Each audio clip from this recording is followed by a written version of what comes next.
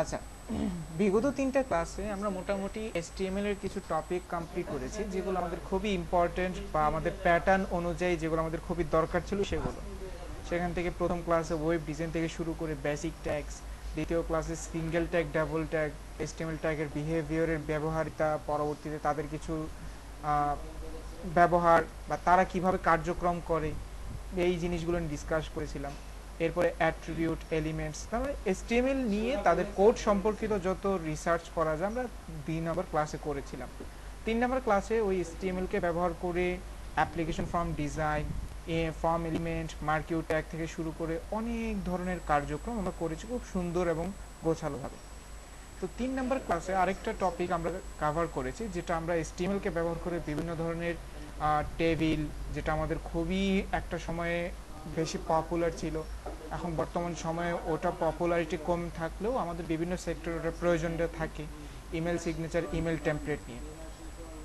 তো আজকে আমাদের যে বিষয়টা হবে সেটা হলো যে CSS, ক্যাসকেডিং স্টাইল শিট। এখন বিষয়টা হলো সবার আগে কোশ্চেন হলো নাম্বার 1, আজকে আমরা HTML শেষ, দ্যাট মিনস কি HTML কি আমরা সব কিছু জেনে গেছি? বিষয়টা কিন্তু না। আমরা HTML কিন্তু এখন অনেক কিছু জানা বাকি।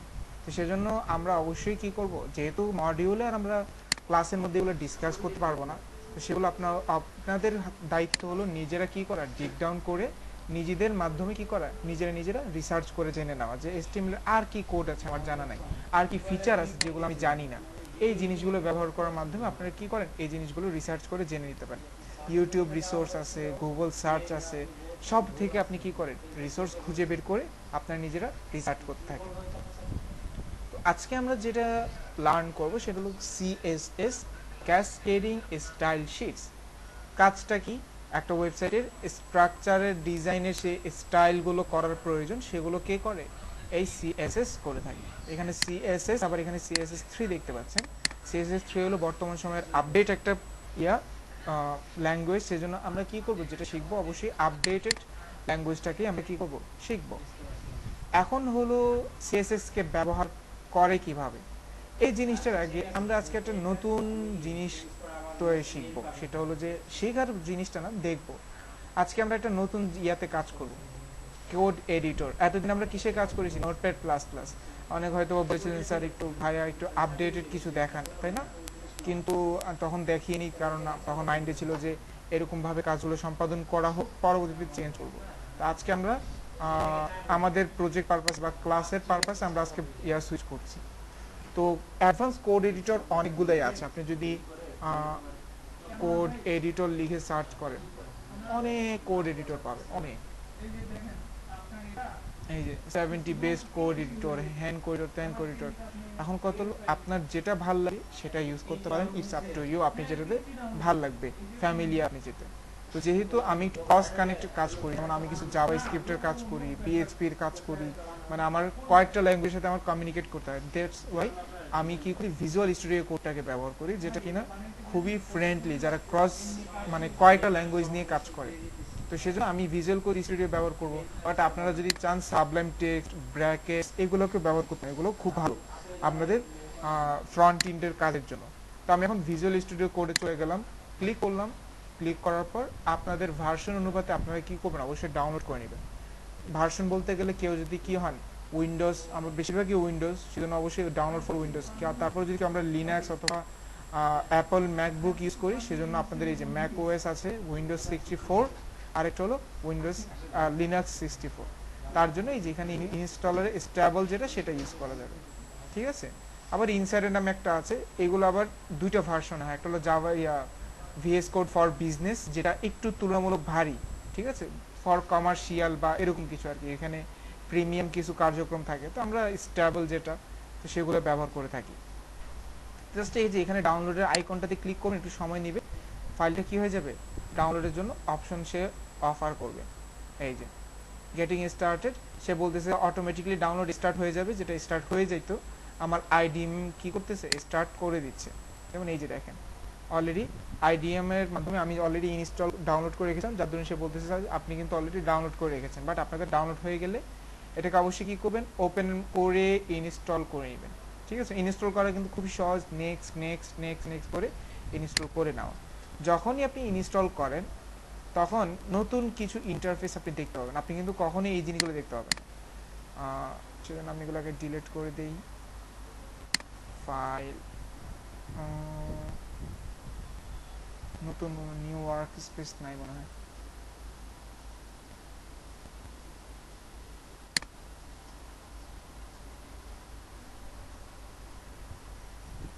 ওকে, এই যে যখন আপনি কোনো কিছু ইনস্টল করবেন তখন আপনার এটা সর্বপ্রথম আসবে, সে বলবে যে আপনি কোন থিম নিতে চান। আপনি যদি সাদা থিমে অভ্যস্ত হন তাহলে আপনি সাদা থিম নেবেন। যদি আপনি একটু ডার্ক মুড পছন্দ করেন বা আমাদের কাজের জন্য যেসব মুডগুলো আপনি পছন্দ করতে চান, তো থিম কার্যক্রম মানে থিম ম্যানেজমেন্ট, আপনি ওই থিমগুলো ম্যানেজ করার পর আপনি ওকে দেওয়ার পর নেক্সটে ক্লিক করলে এরকম একটা ইন্টারফেস চলে আসবে। ঠিক আছে, এরকম ইন্টারফেস আসতে পারে, খুবই সুন্দর, কোনো সমস্যা নাই। আপনি চাইলে এই ইন্টারফেসটাকে এখানে মিনিমাইজ করে আপনার ফাইলটাকে আপনি এখান থেকে ক্রিয়েশন করতে পারেন। যেমন আমি চাচ্ছি আজকে 3 নম্বর ফাইলে কাজ করব, ক্লাস 3তে আমি ইন হলাম, এই যে এখানে হলো আমার ফাইলগুলো। তো তার জন্য আমি কি করলাম, ক্লাস 3টাকে আমি একটু চেঞ্জ করে ক্লাস 4-এ চেঞ্জ করে কনভার্ট করে দিই, ক্লাস 4। তো ক্লাস 4-এ কনভার্ট করার পর এখন এখানে অনেকগুলো ফোল্ডার আছে যেগুলো আমার দরকার নেই, ফাইল আছে, তাই না? এগুলো আমি কেটে দিলাম, কেটে দেওয়ার পর index.html থাকলো। আমি এখন এটাকে কি করব, এটাকে চাইলে সম্পূর্ণ ফোল্ডারটাকে আমি এখানে ইউজ করতে পারি। যেমন এই যে এখান থেকে ওপেন ফোল্ডার, তাই না? এখানে ক্লিক করেন, ওপেন ফোল্ডার ক্লিক করার সাথে সাথে সে আপনার ডেস্কটপ বা ইয়াতে চলে যাবে। ডেস্কটপে গিয়ে আপনি কি করলেন, ক্লাস 3 নামক যে ইয়াটা আছে ক্লাস 4 সিলেক্ট ফোল্ডার করে দেন। দেখবেন যে সে সম্পূর্ণ একটা ফোল্ডার আপনার কাস্টমাইজেশনের জন্য সে এখানে ইমপ্লিমেন্ট করে দেবে এক্সপ্লোরার নামক অপশন। ঠিক আছে, যে index.html এখানে আপনি দেখতে পাচ্ছেন। এখানে দেখেন আপনি যখন একটা ওপেন করেছেন, প্যানেল ওপেন করেছেন, সেখানে কয়েকটা জিনিস কি আছে, ভাইয়া আছে। যেমন আপনি এটাকে ড্রাগ এন্ড ড্রপ করলাম, এই যে এটা হলো আপনার মেইন ফাইল, তাই না? বা মেইন অপশন যতটুকু আপনি দেখতে পাচ্ছেন। এখানে দেখেন সর্বপ্রথম আছে এরকম একটা লেয়ার প্যানেল আছে। এটা হলো আমি লাইট শট ব্যবহার করি, Lightshot, LIGHTSH40 Lightshot. ওকে,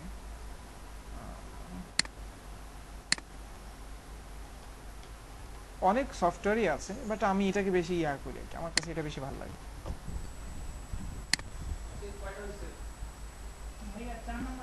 আচ্ছা, তাহলে যেটা করতেছিলাম সেটা হলো যে আপনি যখন এই ফুল ডিসপ্লেটা দেখছেন, এই ফুল ডিসপ্লেতে কিন্তু কয়েকটা লেয়ার আছে। যেমন এই যে সর্বপ্রথম টপ টপ লেয়ার যেটাকে বলে আর কি, তাই টপ পার্ট। এরপর হলো সেকেন্ড লেয়ার, এই যে এটা। এরপর হইলো আপনার এক্সপ্লোরার লেয়ার, আবার এরপর হইলো আপনার মেইন প্যানেল। ঠিক আছে, আবার মেইন প্যানেল অনুযায়ী যদি আপনি পেজ বাই পেজ কাজ করতে থাকেন, এই পেজের এটা নতুন একটা পেজ করলে এখানে ইমপ্লিমেন্ট হবে নতুন পেজ, কারণ আমরা তো মাল্টিপল পেজ নিয়ে কাজ করতে পারি না, তখন এরকম এরকম করে কি পেজ বাড়তে থাকবে ট্যাবের মতো করে। আমাদের ব্রাউজার ট্যাব যেভাবে কি হয় একটা একটা করে বাড়তে থাকে। তো এখন যে বিষয়টা হলো, সর্বপ্রথম বিষয়টা হলো এই এক্সপ্লোরারটা কিন্তু সচরাচর দেখা যায় না, এই যেরকম হিডেন থাকে। এটা তখনই আসে যখন আপনি সাইট লেয়ারগুলোর কোনো কার্যক্রম আপনি করতে চান। সর্বপ্রথম এখানে আসেন, এখানে তেমন আপনাদের তেমন কোনো কাজ নেই, আমি বলবো না এগুলো নিয়ে রিসার্চ করার জন্য। এখানে আছে ফাইল, ফাইলে ক্লিক করলে new text file, new window, edit করলে কি এডিট করবেন, সিলেকশন টুল কি, ভিউ বার কি, এগুলো জিনিসগুলো আমাদের দরকার নেই তেমন একটা। আমাদের সর্বোচ্চ বেশি কাজ হলো এখানে যতটুকু দরকার আমাদের ভিএস কোডের কাছে ততটুকু সে অলরেডি দিয়ে রেখেছে। সেজন্য আমি আরেকটা জিনিস নোটিফাই করে দেবো, যদি আপনাদের পিসি কনফিগারেশন ততটা স্ট্রং না হয় তাহলে ভিএস কোডটাকে ইগনোর করে সাবলাইম টেক্সট ব্যবহার করার জন্য। কারণ ভিএস কোডটা যখন যদি পিসি কনফিগারেশন একটু কম হয়, লো হয়, তখন ভিএস কোডটা মানে তার প্রপার স্পিডে কাজ করতে পারে না, তখন অনেক করে, রিফ্লেক্ট করে। তো স্লো কাজ করে, যেটা আপনি চান না যে আপনি আপনার পিসিতে খুব স্লো কাজ করতে। সেজন্য আপনি তখন সাবলাইম টেক্সটে সুইচ করতে পারেন। আচ্ছা, তো এখানে সর্বপ্রথম যেটা হলো সেটা হলো টপ বারে তেমন কিছুই নাই, এখানে আছে কাটা ছেঁড়া করতে পারবেন। এখানে হলো আপনি চাইলে কোনো এই যে ইমপ্লিমেন্ট করতে পারবেন, যেমন ওই যে টার্মিনাল এক্সট্রা ফিচার কি কি আছে সেই জিনিসগুলো আপনাকে দেখাচ্ছে, এই যে। তো সেই জন্য এইগুলো আমাদের তেমন কোনো দরকার না, আমি এগুলোকে কখনোই ক্লিকও করিনি, আজকে আপনাদেরকে দেখানোর ক্ষেত্রে ফার্স্ট টাইম মানে এগুলোতে ক্লিক করছি আমি। এই যে কি কি আছে, কাস্টমাইজ লেআউট নিয়ে আপনি চাইলে এখানে কাস্টমাইজ করতে পারেন। যেমন এই যেখানে কি আছে, প্রাইমারি সাইডবার পজিশন লেফট, না আমি দিব রাইট, এই যে রাইট সাইডে, আপনার অনেক আছে লেফট রাইট, এগুলো চাইলে আপনি করতে পারেন। এরপরে এই যে প্যানেল লেফট সাইডে হবে নাকি না রাইট সাইডে হবে, কোথায় হবে, তো এই জিনিসগুলো আপনি চাইলে ইউজ করতে পারেন, বাট আমার দরকার নাই। ওকে, তো এগুলো আমার আর কোনো কাজ নেই, আমি এখান থেকে ইয়া করলাম, সুইচ করলাম। এখন দরকার হলো আমার এই সাইড বারটা। সাইড বারে কিছু বিষয় আছে যেগুলো আমার বোঝা ইম্পর্টেন্ট। ম্যানেজ কখন আমি ক্লিক করি নাই, আপনাদের দরকার বলে কখনো যা ঘুরে আসিয়েন, আমার কখনো প্রয়োজন হয় নাই। অ্যাকাউন্টস আমি কখনোই ক্রিয়েট করি নাই, আমি জাস্ট এই কয়েকটা জিনিসের কাজ করছি। এর মধ্যে এক্সপ্লোরারটা তো আমি সর্বপ্রথম দেখলাম যে এক্সপ্লোরার মাধ্যমে আমরা কী করতে পারি, আমাদের একটা ফোল্ডারে থাকা যত রকমের ফাইল, যত রকমের কাস্টমাইজ বা যত রকমের ফাইল ক্রিয়েশন সব আমরা এখানে বসে বসেই করতে পারবো। আমাদের আর কষ্ট করে এখানে গিয়ে আমার একটা ফোল্ডার দরকার, কি ফোল্ডার, ইমেজ ফোল্ডার, এখানে গিয়ে আপনাকে লিখতে হচ্ছে। বাট আপনি চাইলে এখানে বসে বসে লিখতে পারতেন, জাস্ট এই যে এখানে ফোল্ডার ক্রিয়েশনে ক্লিক করতেন, এখানে বলতেন যে কি, এখানে দিতেন আমি আদার ফোল্ডার, এই যে আদার নামে একটা ফোল্ডার ক্রিয়েশন হয়েছে, আর এখানে দেখেন আদার নামে একটা ফোল্ডার অটোমেটিক জেনারেশন হয়ে গেছে। তো আপনি চাইলে এখানে বসে বসে কাজ করতে পারেন। আপনি বললেন যে আদার বা ইমেজ ফোল্ডারের মধ্যে আমি একটা ফাইল রাখবো, কি ফাইল রাখবো, টেস্টিং রাখবো, টেস্ট ফাইল রাখবো, টেস্টি ফাইল। এই যে টেস্টি নামে একটা ফাইল হয়ে গেছে, যে আপনি ইমেজ ফোল্ডারে গেলে মধ্যে এই যে দেখেন টেস্টি নামক একটা ফাইল তৈরি হয়ে গেছে। তার মানে আপনি এখানেই বসেই আপনি সব রকমের যাতায়াত, ক্রিয়েশন, ডিলেট আপনি করতে পারেন। যেমন এটা আপনার দরকার নেই, আপনি মাউসের অ্যাপন ক্লিক করে এই যে ডিলেট, এবং এটা বলছে এটা ইভেন রিসাইকেল বিনেই চলে যাবে ডাইরেক্টলি। তো এটা ভালো, এই যে এখন ডিলেট হয়ে গেল, টেস্টি নামে কোনো ফাইল ছিল ডিলেট হয়ে গেছে। আদার ফোল্ডার আপনার লাগবে না, ডিলেট, কনফার্মেশন চাচ্ছে মুভ টু রিসাইকেল, কত সহজ। এখানে যেটা আছে সেটা সার্চ বার, যেটা আমি নিজেও কখনো ইউজ করি না। যেমন একটা বড় 1000 লাইনের একটা কোড আপনি লিখে ফেলছেন, এই 1000 লাইনের কোড আপনার কয়েকটা জায়গায় কি লিখছেন, আপনি একটা ওয়ার্ড ইউজ করছেন যেটা ভুল, আপনি চাচ্ছেন সেই ওয়ার্ডগুলোকে কি করার জন্য, করার জন্য, ফিক্স করার জন্য। এখন এতগুলো ওয়ার্ড কোথায় খুঁজে বের করবেন, সে একসাথে এগুলোর কাজ করবে। সার্চ বারের কাজ তেমন একটা নেই। এরপর হলো সোর্স কন্ট্রোল, মানে হলো যে কখনো যদি আপনি গিটহাবের প্রয়োজন হয়, যেমন মানে গিটহাব কোনো সোর্স কন্ট্রোলের সাথে কানেক্টেড কাজ করতে হয়, তখন আপনি এখানে কাজ করতে হবে। তো এটা আমরা ভবিষ্যতে চাইলে কাজ করতে পারবো। পরে হলো রান অ্যান্ড ডিবাগ, যেটা আমাদের কোনো কাজের নেই, ঠিক আছে, আমরা ফ্রন্ট এন্ডে কোনো কাজ নেই। লাস্ট যেটা হলো সেটা হলো এক্সটেনশন। এক্সটেনশনটা কি, এক্সটেনশনটা হলো যে আমরা তো অলরেডি ভিএস কোড একটা কি পেয়েছি, একটা প্রপার একটা প্যাকেজ পেয়ে গেছে। এরপরও যদি আপনার কিছু এক্সট্রা ফিচার লাগে, তাই না, এক্সট্রা ফিচার, আমরা তো অনেকের এক্সট্রা ফিচার লাগতে পারে, তখন আপনি চাইলে এই যে এখান থেকে নিতে পারেন। এখন আমাদের ফ্রন্ট এন্ডের জন্য এক্সট্রা কি কি দরকার আছে, যেমন তেমন কিছুই দরকার নেই, আমি কিছু ইনস্টল করে রেখেছি, বাট আমারগুলো হলো বেশিরভাগই ডেভেলপমেন্ট ভিত্তিক। তারপর এখানে আপনি এই যে অটো ক্লোজ ট্যাগ, এটা আপনারা চাইলে ইউজ করতে পারেন। অটো রিনেম ট্যাগ আপনাদের জন্য। পরে হলো লারাভেল দরকার নাই, লারাভেল দরকার নাই, লারাভেল স্নাইপারস এগুলো দরকার নেই। এই যে লাইভ সার্ভারটা আপনাদের দরকার, আর একটা হলো প্রিটিয়ার। তার মানে 4টা জিনিস আপনাদের দরকার, আমি আপনাদেরকে নোট ডাউন করে দিচ্ছি তাহলে। যেমন এই যেখানে আমি দিলাম notes.txt, এই যে এখন নোট ফাইল রেখে আপনি চাইলে কাজ করতে পারবেন।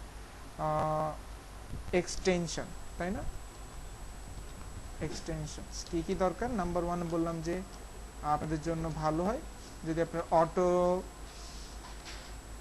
ক্লোজ ট্যাগ,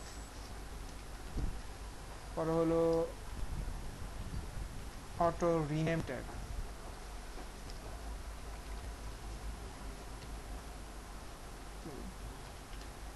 3 নম্বরে দিয়ে দিলাম আর এটা কি ছিল, প্রিটিয়ার।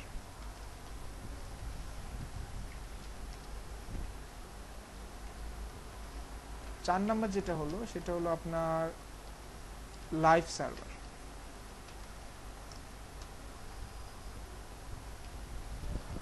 ওকে, এখন কথা হলো, আচ্ছা এগুলো সব বলবো, শুরু করছি তো বলতে থাকবো, সমস্যা নেই, আস্তে আস্তে বলবো। এই যে এখান থেকে আপনাদের জন্য এই 4টা দরকার, এই 4টা নিয়ে নিলে হয়ে যাবে। এই যে লাইভ সার্ভার রয়েছে, চেহারাটাও চালিয়ে একবার ইন্টারফেসটা দেখে নিতে পারেন। অটো ক্লোজ ট্যাগের ইন্টারফেসটা হলো একটা এরকম, এই যে, ঠিক আছে, অটো রিনেম ট্যাগ, এই যে এই দুটো, আমরা এই দুটো থেকে যে কোনো একটা ইনস্টল করলে হয়ে যাবে, দুটোটার দরকার নাই, যে কোনো একটা ইউজ করলে হবে। লাইভ সার্ভার, এই যে আইকনটা দেখে নেন, কারণ মাল্টিপল অনেক আইকন আছে, তো আপনাদের দরকার নেই। প্রিটিয়ার কোনটার কি কাজ করে, আমরা এতদিন কি করছি, HTML শুরু করলে আবার শেষ করতে হইতো না, less than HTML greater than শেষ করার পর আবার less than slash greater than. Auto close অথবা অটো রিনেম ট্যাগ দিলে সেটার কি আপনারা ক্লোজ করার দরকার না, আপনি শুরু করছেন শেষ সে করবে। এটা হলো একটা ফিচার, মানে একটু সুপার ফাস্ট হয়ে গেল। প্রিটিয়ার আমরা যে ওই যে ডম ম্যানিপুলেশন নিয়ে কাজ করতেছি, যে ট্যাব বাই ট্যাব কাজ করতে হচ্ছে, এটার দরকার নেই। প্রিটিয়ার লেখার কারণে সে এখন অটোমেটিক্যালি কি করবে, সে এখন ওই ডম ম্যানিপুলেশন থেকে শুরু করে যা যা কার্যক্রম তার করা উচিত সে অটোমেটিক করা শুরু করবে। লাইভ সার্ভার আমাদের কি করতে হতো, যখনই কোনো এডিট করার পর আমাদেরকে প্রতিবার রিলোড করা, তাই না, এরকম করে রিলোড করা লাগতো। এখন আর এটারও দরকার নেই, লাইভ সার্ভার ইনস্টল করে রাখছেন, দ্যাট মিনস সে কি করবে, অটোমেটিক সে কি করবে আপনাকে, আপনি এটা জাস্ট এডিট করার পর সেভ করছেন, সাথে সাথে সে ওই সম্পূর্ণ ফাইলটাকে সে কি করবে, রিসেট করবে। ঠিক আছে, যেমন index.html আমার আজকে এত কিছু দরকার নেই। আচ্ছা, এখানে এখন কিছু বিষয় আছে, যেমন প্রাথমিক বিষয় হলো আপনার লেখাগুলো আপনার কাছে মনে হচ্ছে ছোট, আপনি চাচ্ছেন যে লেখাগুলো যদি একটু জুম করে বড় হইতো ভালো হইতো, দেখতে সুন্দর লাগতো, তাহলে জুম করবেন কিভাবে, কন্ট্রোল আপনাদের ওই যে প্লাস, ঠিক আছে, প্লাসের যে ইয়াটা আছে না, কি ইয়া আছে, প্লাসের যে বাটন, ওটা ক্লিক করলে জুম হবে, মাইনাস করলে কি হবে, জুম আউট হবে। শুধুমাত্র লেখানো জুম না, পুরোটা ফাংশনই জুম হয়ে যায়, দেখেন, দেখছেন, সব ফাংশনই জুম হয়ে যাচ্ছে। তো আপনারা অবশ্যই কি করবেন, জুম ইন জুম আউটের মাধ্যমে আপনারা কোডগুলোকে বেশি আপনাদের সাথে সাদৃশ্যপূর্ণ করে নেবেন, যে আপনার চোখের সাথে কোনটা বেশি ভাল লাগে। এরপরেই যে খুব এটা কিন্তু বড় একটা সমস্যা, মানে সাইড স্ক্রল কখনোই আমরা চাই না। এখন কথা হলো সাইড স্ক্রল কাটার জন্য কি করা যেতে পারে, সাইড স্ক্রল কাটার জন্য আমরা এখানে ভিউতে গিয়ে ওয়ার্ড ট্যাপিং করে দিতে পারি, কিন্তু এটা শর্টকাট আছে, এই যে অল্টার জেড ক্লিক করেন, এই যে দেখেন সাইড স্ক্রল নাই, এখানে কাজ শেষ, এখান থেকে এসে কি করছে, এটা ক্রপিং হয়ে গেছে। ঠিক আছে, এরপর টিডি টিআর নিয়ে অনেকগুলো কাজ করেছি, যেগুলো আমি আজকে কেটে দিচ্ছি, সম্পূর্ণই কেটে দিই। কেটে দেওয়ার পর কিভাবে কার্যক্রম করা হয় এগুলো দেখি, কিছুই নাই, তাই না, ব্ল্যাঙ্ক পেজ। তো ফিচারটা এতটাই মজার, জাস্ট আপনি এখন যদি একটা আশ্চর্যবোধক চিহ্ন দেন, আশ্চর্যবোধক চিহ্নের মাধ্যমে আমরা কি বুঝি, এক্সক্লেরোমেটরি সাইনের মাধ্যমে আমরা বুঝি যে ডক টাইপ এসটিএমএল লিখতে যাচ্ছেন আপনি, তাই না। কিন্তু এখানে যখন আপনি আশ্চর্যবোধক চিহ্ন দিচ্ছেন, তখন এখানে দেখেন একটা টুলের একটা আইকন আছে, তাই না, ওই যে যেটা হলো সেটিংস টাইপের, আবার এখানে সাথে লিখে দিচ্ছে, যদি আপনি এখন এগুলোর কোনো একটা অ্যাক্টিভেট করেন, তাহলে সে কি করবে, ডকুমেন্ট টাইপ, এসটিএমএল ল্যাং, হেড, অনেক কিছু সে অটোমেটিক দিয়ে দিবে। তা আমরা সত্যতা যাচাইয়ের জন্য এখন একটা ইন্টারপ্রেস করি, দেখেন তো, যে কোডটা আমাদের লিখতে মিনিমাম 30 সেকেন্ড লাগতো মিনিমাম, তাই না, ওই কোডটা তারা এক লিখ দিয়ে দিছে, তার মানে আমার 30 সেকেন্ড কি 28 সেকেন্ড বেঁচে গেছে। তো এই জিনিসটা হলো কি ইম্পর্টেন্ট, যে আমরা কোডিংটা কতটা সহজে নিয়ে এসে টাইমটাকে কতটা স্কিপ করাইতে পারি, রিডিউস করতে পারি, সেটা হলো মূল উদ্দেশ্য আমাদের এই অ্যাডভান্স কোড এডিটর ব্যবহার করার মাধ্যমে। এখানে সর্বপ্রথম দেখেন অনেক কিছুই পরিচিত, তাই না, সব কিছুই পরিচিত, কিন্তু পার্থক্য হলো কিছু জিনিস নতুন আছে যেগুলো অপরিচিত। তো আপনাদের আজকের হোমওয়ার্ক থাকবে এটা, যে নাম্বার 1 হোমওয়ার্ক, সরি,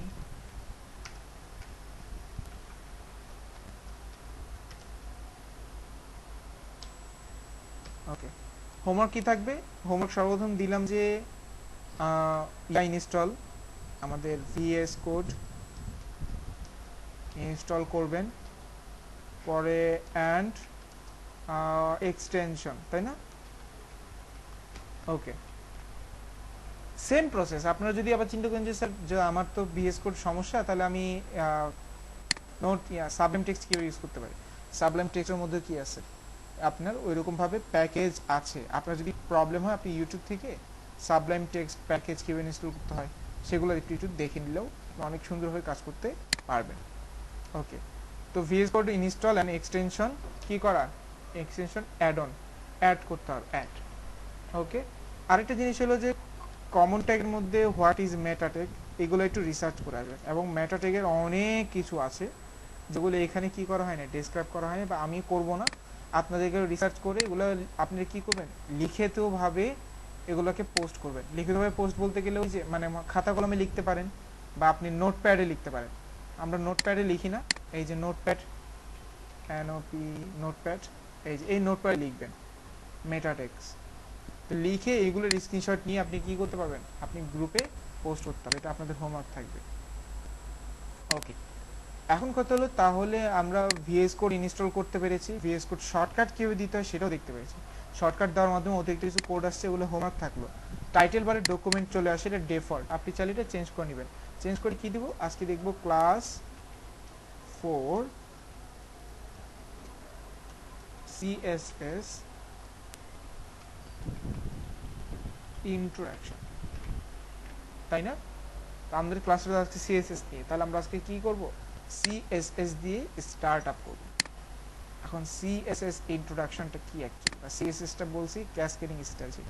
এখন কি ধরনের স্টাইল শিটের কাজ সে করতে পারে?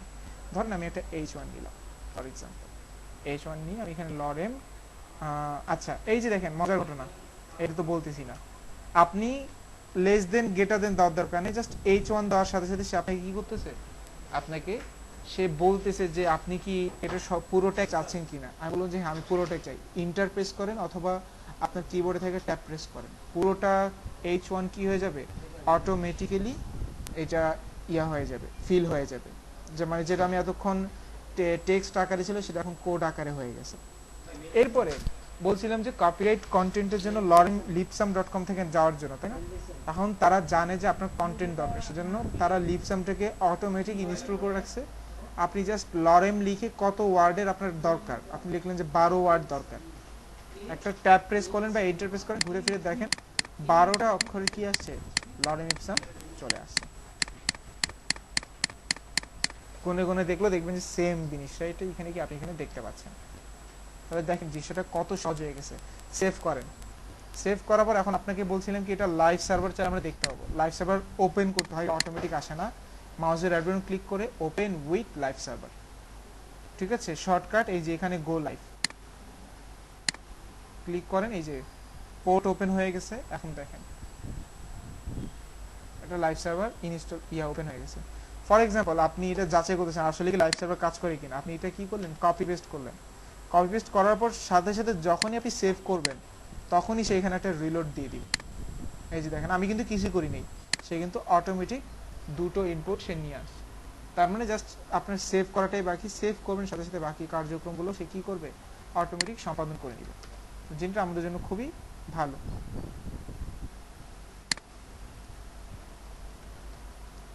ওকে, তো আশা করি আমাদের এতটুকু পর্যন্ত ক্লিয়ার, এতটুকু পর্যন্ত কোনো সমস্যা আমাদের নাই। এখন আমাদের আসে সিএসএস রিকোয়ারমেন্ট। সিএসএস রিকোয়ারমেন্ট কি বলেন যে ভাইয়া একটু কালার না দিলে কি ভাল লাগে, যেমন এই লরেন ইপসাম কালো কতদিন রাখবো, কালোটা যদি একটু লাল হয় অন্য কালার হয় তাহলে তো ভালো লাগবে। এখন কথা হলো এই কালো কালারকে লাল করার জন্য আপনাকে এখন সিএসএস করতে হলে যেভাবে প্রসেসটা করতে হবে সেটা হলো এই H1 এর ভিতরে একটা অ্যাট্রিবিউট ট্যাগ নিতে হবে যাকে বলা হয় স্টাইল। কি বলা হয়, স্টাইল। স্টাইল নেওয়ার পর পরবর্তীতে আপনাকে এখন কি নিতে হবে, স্টাইলের পরে আপনি এখন এখানে নিয়ে এখন আপনি এখানে বলতে হবে যে কি লাগবে, আপনার কালার চেঞ্জ লাগবে, তাহলে বলে দেন যে আমার কালার চেঞ্জ করতে হবে। কালার, কালার লেখার সাথে সাথে দেখেন সেটা লেস ওই আরে সেমিক্লোন ক্লোন দিয়ে দিয়েছে। তার মানে হলো সিএসএস লেখার নিয়মটা একটু ডিফারেন্ট। সিএসএস লেখার নিয়মটা কি, semicolon clone. H1 heading tag HTML এর লেখার নিয়ম কি, লেস দেন গ্রেটার দেন না।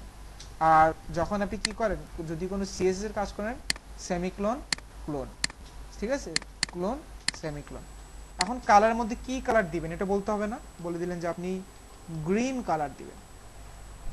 আচ্ছা, এখন জাভাস্ক্রিপ্টটা এতটাই মজার, আপনি এখান থেকে কালার নিজের মতো করে কি করতে পারবেন, কনভার্ট করতে পারবেন। যেমন এই যেখানে কালার প্যালেট দিয়ে দিয়েছে, আমি বললাম যে আমাকে একটু আকাশি কালার টাইপ লেখা দাও। আকাশি কালারটা কেমন হবে, যেরকম একটা গাঢ় কালার হবে, এরকম একটা হালকা কালার হবে। এটা কি আসছে, 8GB কোড আসছে, আমি দিয়ে দিলাম হেক্সা কোড। এই যে দেখছেন ক্লিক করছি সাথে সাথে কোড প্যানেল চেঞ্জ হয়ে গেছে। এটাকে আপনি এখন সেভ করলেন, সেভ করার সাথে সাথে যদি আপনি একটু ঘুরে আসেন দেখেন তো লেখার ডিলিয়াটাও কি হয়ে গেছে, ওইরকম ভাবে চেঞ্জ হয়ে গেছে। শুধু কি লেখার কালার না, লেখার সাইজ মধ্যগত হলো আপনি সব অল কার্যক্রম করতে পারবেন সিএসএস এর মাধ্যমে। যেমন কালার পর আপনি বললেন যে লেখার সাইজটা তো ডিফল্ট, আমি চাচ্ছি লেখার সাইজটা একটু বড় হবে, ফন্ট সাইজ কি লিখতে হয়, ফন্ট সাইজ দিয়ে দিলাম আমি। যেহেতু H1 32 পিক্সেলের ডিফল্ট, আমি দিলাম 46 পিক্সেল। এখন এখানে বলে দিতে হবে px মানে পিক্সেলের ফুল ফর্ম। সেভ করলাম, দেখেন তো লেখাটা কি বড় হয়ে গেছে না। শুধু বড় কি, আপনি চাইলে এখানে যদি 146 দেন দেখবেন যে লেখা এখন একেবারে পুরো ডিসপ্লে কভার করে ফেলছে। তার মানে লেখার সাইজ কালারও আপনি চাইলে এখন মেনটেন করতে পারবেন খুব সহজে। এখন বললেন যে ফন্টের যে লেখার যে ইয়াটা ধারণটা, লেখাটা আপনার পছন্দ হয়নি, আপনি চাচ্ছেন যে ফন্টের স্টাইলটা যদি চেঞ্জ করা যেত, তো সেটাকে আপনাদের সিএসএস ভাষায় বলা হয় ফন্ট ফ্যামিলি। কি বলা হয়? FONT-FA font family. এখন ফন্ট ফ্যামিলি যে সবগুলো কাজ করবে তেমন না, কিছু ডিফল্ট বা যেগুলো আপনাদের পিসিতে দেওয়া থাকে সেগুলোই কাজ করে। এখন সেটার মধ্যে অনেকগুলো আছে, যেমন একটা আছে ভেরদানা, ঠিক আছে, সেভ করলাম, সাথে সাথে দেখেন এই যে লেখা কালারটা চেঞ্জ হয়ে গেছে। এবং এই ফন্টগুলো কি, এটা ডিফল্ট।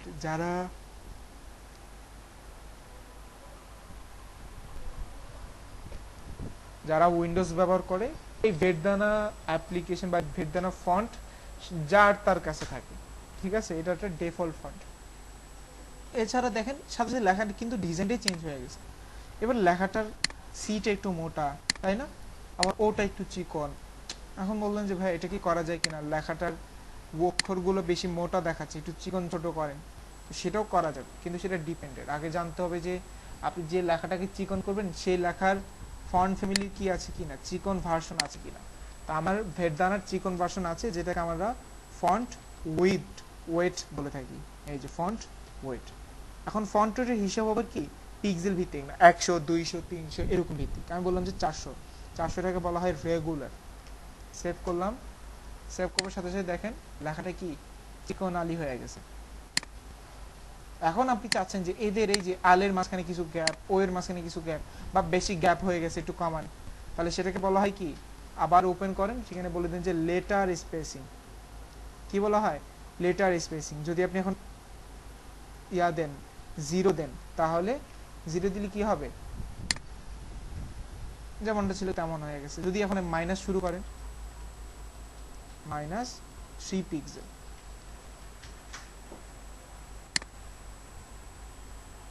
লেখাটা কিন্তু চেপে গেছে, আপনারা না বুঝলেও তুলনামূলক কিন্তু লেখাটা অনেক চেপে গেছে। আর সেটা ভালোভাবে বোঝার জন্য আপনি এখানে -3 না দিয়ে -50 পিক্সেল দেন, দেখবেন যে এত চাপা চাপবে। ওই যে লেখা কোথায়, লেখা অন্য জগতে আছে, লেখার জায়গায় আর নাই। তার মানে বুঝতে হচ্ছে যখন আপনি কি করবেন লেটার স্পেসিং দিবেন, তখন সে ওইভাবে কি করবে, নিজেকে কমা বাড়াবে। তো নর্মালি এটা এরকমই থাকে, বাট আপনি চাইলে এখন বাড়াবেন। যেমন বললেন যে 2 পিক্সেল, বেশি বাড়ানোর দরকার নেই, কারণ বেশি বাড়াতে গেলে তো আবার ঝামেলা, দেখতে ভালো লাগবে না। এই যে নর্মাল থেকে 2 পিক্সেল, তার মানেও কি মোটামুটি কিন্তু এটা একটা ভালো একটা গ্যাপ কিন্তু আপনি দেখতে পাচ্ছেন। 2 লাইন, তাই না, এই যে দুটো লাইন, আপনি যখন একটা কোড লিখছেন দুটো লাইনে পরিণত হয়েছে, 2 লাইনের মাঝখানে যদি আপনি চান গ্যাপ দেওয়ার জন্য, সেটাও আপনি চাইলে দিতে পারেন। সেটার জন্য কি দিতে হবে, লাইন হাইট ধরলেন, আপনি দিলেন অটো মানে হলো যেটা ডিফল্ট সেটাই থাকবে, অথবা লেখার সাইজ অনুপাতে যেটা তার প্রয়োজন সেটা সে তাকে কি করবে, প্রদান করবে। বাট আমি যাচ্ছি প্রয়োজন প্রদান করব না, আমার যেগুলো মানে তোমার যেগুলো ডিফল্ট আছে সেগুলো আমি ইউজ করব না, আমার নিজের দরকার। তাহলে এখন আপনাকে কি করতে হবে, এই দুজনের মাঝখানে গ্যাপিং দেওয়ার জন্য আপনাকে এখানে এখন কি করতে হবে, পিক্সেলের শনাপন্ন হতে হবে। আপনি এখানে দিলেন 20 পিক্সেল, এখন দেখতে হবে যে 20 পিক্সেলে কি পরিমাণ জায়গা তার মধ্যে কনভার্ট হয়েছে। এই যে মনে হচ্ছে না, তাহলে এটাকে আমি এখন লাইভ প্রসেসে যদি দেখে আসি,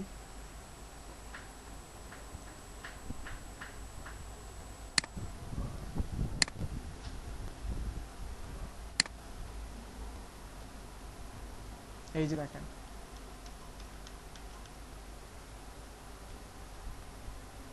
60 পিক্সেল মনে হয় ডিফল্ট থাকে, বাট আপনি চাই যদি এখন 160 দেন, এই যে দেখেন দুইজনের মাঝখানে গ্যাপ দেখছেন, বিশাল বিশাল গ্যাপ। তা আপনারা চাইলে এভাবে কি করতে পারেন, আপনাদের কোডিংগুলোকেও এভাবে গুছাইতে পারেন। এখন কথা হলো আপনি এখানে যতগুলো কালার কাজ করছেন এই সবগুলোই হলো একটা সিএসএস এর অংশ, ঠিক আছে। আশা করি এই বিষয়টা সবাই বুঝতে পেরেছেন যে সিএসএস অ্যাকচুয়ালি কি, কিভাবে কাজ করতেছে, এবং সিএসএস এর অংশগুলো দেখতে কেমন, তার ডিজাইন করতে হলে কি কি আমাকে প্রসেস ফলো করতে হয়। এখন যে বিষয়টা আমরা দেখবো সেটা হলো যে সিএসএস কি শুধুমাত্র ব্যবহারের প্রক্রিয়া ধরনটা, এখন সিএসএস কি শুধুমাত্র একভাবে ব্যবহার করা হয়, বা এর ভেরিয়েন্ট কি মাত্র একটাই, না, সিএসএস কে মাল্টিপল ইয়াতে ওয়েতে কি করা যায়, ইউজ করা যায় মাল্টিপল ওয়েতে। এখন মাল্টিপল ওয়ে মানে কি হবে? মাল্টিপল ওয়ে মানে হলো আপনি এখন একটা কাজ করবেন, সেটা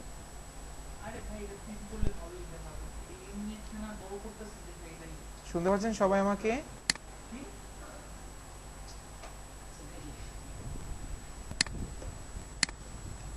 মাল্টিপল ওয়ে মানে হলো শুধুমাত্র যে এখানে স্টাইল নামক দিলেই কালার দিতে হবে, ফন্ট সাইজ দিতে হবে, বিষয়টা তেমন না। আপনাকে তারা আরো কি দিয়েছে, তারা অপশন দিয়েছে কিভাবে সেটা দেখার জন্য। এখন আপনাকে যেটা ইউজ করতে হবে, যেমন ধরেন আমি এখন আরেকটা H1 নয়, এবার আমি একটা H2 নিলাম।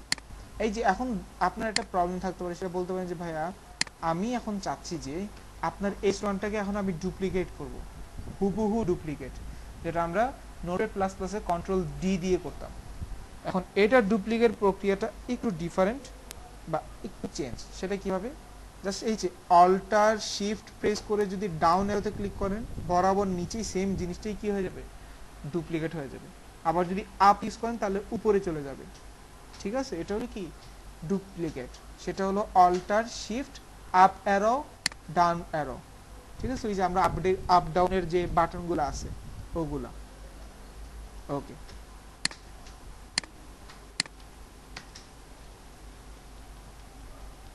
এই যে দেখেন এখন আমি H1 এর জায়গায় H2 করে দিলাম, চেঞ্জ করলাম, আর স্টাইলটা আমি আর এখানে রাখলাম না। এখন কথা হলো H2 কে আমরা এখন কি দেখব, অ্যাজ ইউজুয়াল যেটা ডিফল্ট ডিজাইন সেটাই আমরা দেখতে পাবো, যেটা আমরা এখানে দেখতে পাচ্ছি এই যে।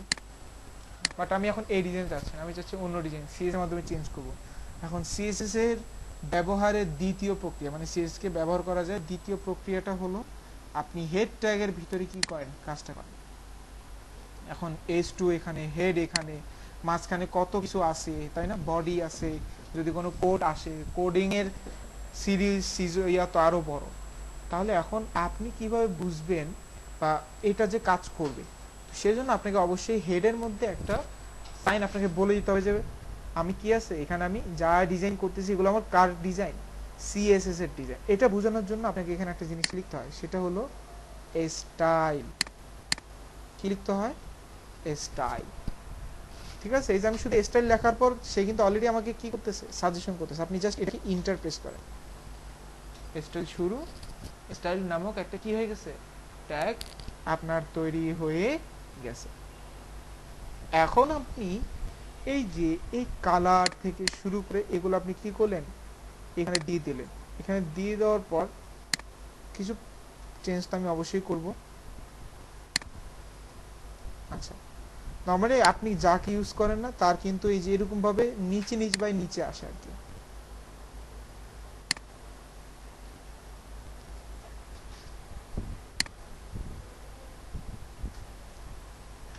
ওকে, বিষয়টাকে আমি সেভ করলাম। এখন আপনার মধ্যে কি কাজ করতে পারেন না যে স্টাইলে তো লিখে দিয়েছি সবকিছু ডান, H2 এখন অটোমেটিক পেয়ে যাবে তাই না। চলেন ঘুরে আসি, তো H2 এর মধ্যে কিছু ইমপ্লিমেন্ট হয়নি, তার মানে আমরা এখন কিছু ভুল করতেছি। কি ভুল সেটা, সেটা হইল আমরা রাইট রাইট আমি যাকে ডিজাইন করব তাকে তো উল্লেখ করতে হবে। এটা আবার কি জিনিস, উল্লেখবাদ কি জিনিস? দেখেন এখানে কি আমি কোনো কিছু উল্লেখ করছি যে তুমি ডিজাইন কার উপর ইমপ্লিমেন্ট করবা? না, এখানে জাস্ট লিখে দিয়েছি যে আমার এখানে কিছু ডিজাইন হবে। কিন্তু সে কাজ করলো কিভাবে, কারণ হলো সে এই যে আপনি যাকে সিএসএস ব্যবহার করছেন সে ক্লিয়ার যে আমি অন্য কারো জন্য কাজ করব না, আমি শুধুমাত্র একজনের জন্য কাজ করব। এটা সে বুঝছে কিভাবে, কারণ আপনি তাকে H1 নামক একটা ট্যাগের ভিতরে অ্যাট্রিবিউট আকারে ইমপ্লিমেন্ট করছেন। তাহলে তার মানে তাকে কিন্তু ডেফিনেশন দেওয়ার প্রয়োজন নাই তুমি কার জন্য কাজ করবা, কারণ তার কাছে ওয়ান এন্ড অনলি একটা মাত্রই কি আছে, তার কাছে একটা মাত্র ইয়ে আছে, মানে কি বলে অপশন। এখন যখন আপনি এটাকে ওয়ার্ল্ড ওয়াইড নিয়ে যাচ্ছেন, যেমন একটা হেড ট্যাগের মধ্যে নিয়ে যাচ্ছেন, তখন কিন্তু এটা কিন্তু ইমপ্লিমেন্ট করা জরুরি যে কার মধ্যে কাজ করবে। এখন কার মধ্যে কাজ করবে এটা করার জন্য আমি এখন কি করলাম, এটাকে আগে আমি কাট করে নিচের কাছে রেখে দিলাম। এখন স্টাইল ট্যাগের ভিতরে আমাকে এখন বলতে হবে যে আমি কার উপর কাজ করব, সেটা আমি এখন বলে দিলাম যে আমি H2 উপর কাজ করব। এই H2 উপর লেখার পর এখানে H2 এখন একটা কি দিতে হবে, ব্লকেজ দিতে হবে। ব্লকেজ মানে কি, মানে হলো যে ধরেন আপনি এখানে কি করলেন, আপনার কোডগুলো দিয়ে দিয়েছেন। এখন এই যে আপনি যেখানে এগুলো ইমপ্লিমেন্ট করছেন এটা কিন্তু এখনো নিজের কোডও বুঝতে পারতেছে না, যে আপনি কি এখনো কমপ্লিট হইছেন নাকি না এটা কি শুধুমাত্র H2 এর জন্যই। এখন যেহেতু বুঝতে পারছেন না, তাহলে আমাকে কি করতে হবে, ব্লকেজ দিতে হবে। ব্লকেজটা দেওয়া হয় সেকেন্ড ব্র্যাকেট দিয়ে। এই যে সেকেন্ড ব্র্যাকেট ইন্টার করে এখন আপনি এখানে যাই দেন না কেন, এই যে কালার ফন্ট সাইজটাকে আমি এখানে শিফট ধরে প্রেস করে ট্যাবে ওপেন করলাম। এই যে এখন যদি আমি এটাকে সেভ করি, এই যে উপরের যে ডিজাইনটা এতক্ষণ ওই H1 এর ডিজাইনটা ছিল, H2 এর ডিজাইনটাও কি এখন সেম, কারণ ভিতরের কন্টেন্ট তো সেম। এটা হলো সিএসএস কে ব্যবহার করার দ্বিতীয় তরিকা বা দ্বিতীয় ওয়ে। এখন হলো ফুল এন্ড ফাইনাল ওয়ে, সেটা হলো যে সিএসএস কে আমি এইচটিএমএল এর মধ্যেই রাখবো না, আমি এটা কি করব, আলাদা করে ইমপ্লিমেন্ট করব সিএসএস কে। বিষয়টা একটু জটিল মনে হতে পারে, তারপর সহজভাবে রেখে দিই। যেমন ধরেন আপনি এখন আপনার মাথায় আছে যে আপনি index.html নামে নিজের মতো করে একটা ফাইল তৈরি করেছেন, যেখানে কিনা আপনি আপনার কোডগুলোকে ইমপ্লিমেন্ট করছেন। এখন কত হলো, আপনি যে স্টাইল সিএসএস এর কাজ করবেন, তখন আপনি কি করতে হবে, সিএসএস এর ইয়ার মাধ্যমে, ফাইলের নাম দেওয়ার মাধ্যমে বুঝতে হবে এটা কিন্তু সিএসএস ফাইল।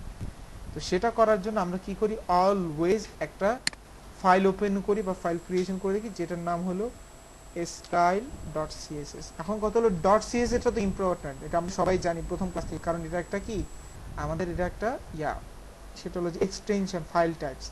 কিন্তু style.css বুঝলাম এক্সটেনশন টাইপ বা ফাইলের একটা অন্য কিছু, কিন্তু স্টাইল নামটা কেন দেওয়া, স্টাইল নামটা এটা আমরা চয়েস করে থাকছি বা আমাদের ডেভেলপাররা কি করে স্টাইল নামই আদার্স কাজগুলো করে থাকে। তো সেজন্য আপনি চাইলে এখানে style.css দিয়ে কাজ করতে পারেন, বাট স্টাইলই লিখতে হবে, বিষয়টা কিন্তু ইম্পর্টেন্ট। আপনি চাইলে যাচ্ছে তাই দিতে পারেন।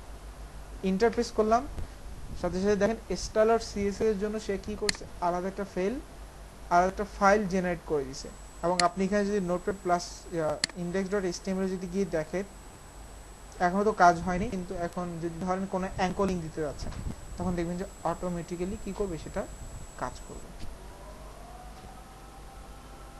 ওকে, তো এটা গেল H2 H3 এর একটা ওভারভিউ। এখন কথা হলো, ঠিক আছে, তাহলে আমি একটু রিয়েল লাইফ এক্সপিরিয়েন্স দেখি। আমি H2 কে ডাকলাম, H2 কে ডাকে আমি কি করলাম, H2 এর জায়গায় আমি এখন H3 লিখে দিই। এখন কথা হলো, যেহেতু আমি এখন থার্ড পার্টি এপি এর মাধ্যমে কাজ করব, তাহলে আমি চাইলে কি করতে পারবো, H3 এর মধ্যে ইচ্ছা মতো ছেড়ে দিতে পারবো। ধরেন দিলাম H3 একটা সেকেন্ড ব্র্যাকেট, আমি দিয়ে দিলাম কালার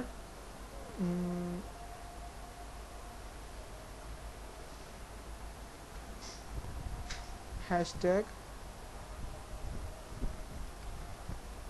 একটা মন গড়া কালার দিয়ে দিলাম যেটা নাই, ধরেন এটা একটা কালার।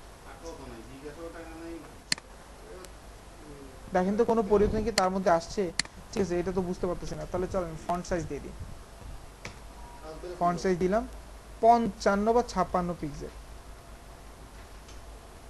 দেখি তো কাজ করবে, কাজ করে নাই। তার মানে হলো এটারও একটা কি আছে, লজিক আছে। সেটা কি, সেটা হলো যে আপনি যখন H2টাকে এখানে ইমপ্লিমেন্ট করতেছেন, সে বুঝতে পারছে এখানে H2 এর কাজ হচ্ছে, সে এর সাথে সাথে আরেকটা জিনিস বুঝতে পারতেছে, এই যে স্টাইল ট্যাগটাকে ব্যবহার করা হচ্ছে সেটা কার জন্য, সেটা শুধুমাত্র অনলি অন আমার জন্য, মানে ইন্ডেক্স ফাইলের জন্য। সেই জায়গাটা যদি ধরুন আপনি এটাকে কি করছেন, আরেকটা ফাইল ওপেন করছেন, এরকমও তো হইতে পারে আপনার এখানে 10টা HTML ফাইল থাকতে পারে, তাই না? তো সে তখন আবার কনফিউজ না যে আমি কোন ফোল্ডারের জন্য, কোন ইন্ডেক্স ফাইলের জন্য বা কোন HTML ফাইলের জন্য কাজ করব। তো সেই জন্য এটাকে একটু কনফার্ম করে দেওয়ার জন্য আমাকে কি করতে হয়, এটা লিঙ্ক আপ করে বলতে হয় যে বাপু, রাইট বাপু, তুমি যে এই যে সিএসএসটাকে ব্যবহার করতেছো, এই সিএসএসটা কিন্তু আমার কাছে নাই, বা সিএসএসটা কিন্তু কোনো লিঙ্ক নাই, সিএসএসটাকে তোমাকে লিঙ্ক করতে হবে। তাহলে সেটা কোথায়, সেটা হলো অবশ্যই স্টাইলের বাহিরে। স্টাইল বাহিরে গিয়ে কি লিখলাম, স্টাইল বাহিরে গিয়ে আমি লিখলাম যে LINK। এখানে লিখলে অটোমেটিকলি কি হয়ে যায়, হয়ে যায়। আমি এখানে কি করলাম, একটু লেস দেন গ্রেটার দেন দিয়ে কাজ করি, লিঙ্ক, ঠিক আছে। এখন কথা হলো, লিঙ্কের সাথে কানেক্ট করার জন্য এখানে দিতে হয় হাইপার রেফারেন্স, হাই href। এখন এখানে আমি দিয়ে দিলাম style.css। এখন হাইপার রেফারেন্স পর্যন্ত কি যথেষ্ট না, এখানে আমাকে আরেকটা জিনিস দিতে হবে, সেটা হলো রেল। রেল মানে কি, রিলেশনশিপ, যে তুমি যে ফাইলটাকে আনতেছো অযথা তো আনতেছো না, কোনো এক কাজে আনতেছো, তাই না? তো সেই কাজটা কি, এখন সেই জিনিসগুলো যদি ইন্টারন্যাশনালি ভাবে আপনি কি করেন, এগুলোকে সাবমিশন করেন। যেমন আমি এখানে বললাম যে এইটাতে আমি যেখানে কোনো ফাইল আনতেছি এটা কিন্তু জাতা ফাইল না, এটা কিন্তু একটা স্টাইল শিট ফাইল। আমার পুরোটা ওয়েবসাইট কিসের মধ্যে ইয়া করে আছে, এইটার উপর অবস্থান করেই চলতেছে। তাহলে আমাকে কি করতে হবে, স্টাইল শিট দিতে হবে। এখন কথা হলো এখন কি কাজ করবে কিনা, চলেন দেখে আসি কি কাজ করছে, দেখে আসি। কালার, ফন্ট সাইজ, এখন লিখি, দেখেন তো কালারও ইমপ্লিমেন্ট হয়েছে, ফন্ট সাইজও কি হয়ে গেছে আমার বড় হয়ে গেছে। তার মানে হলো আমাদের সিএসএস কিভাবে কার্যক্রম করে, হোয়াট ইজ সিএসএস, এটাও হোমওয়ার্ক দিয়ে দিলাম।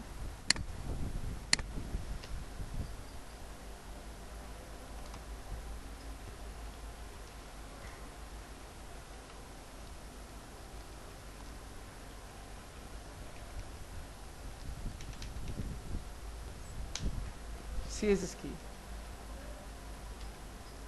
লেখেন যে how to implement CSS code online.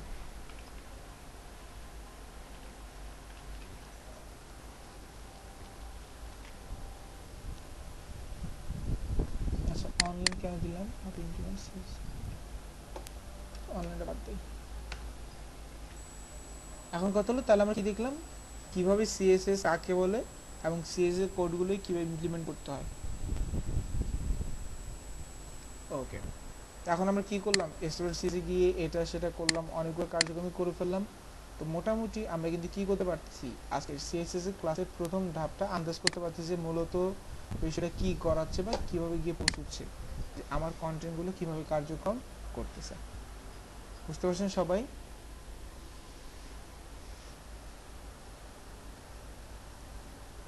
Hello,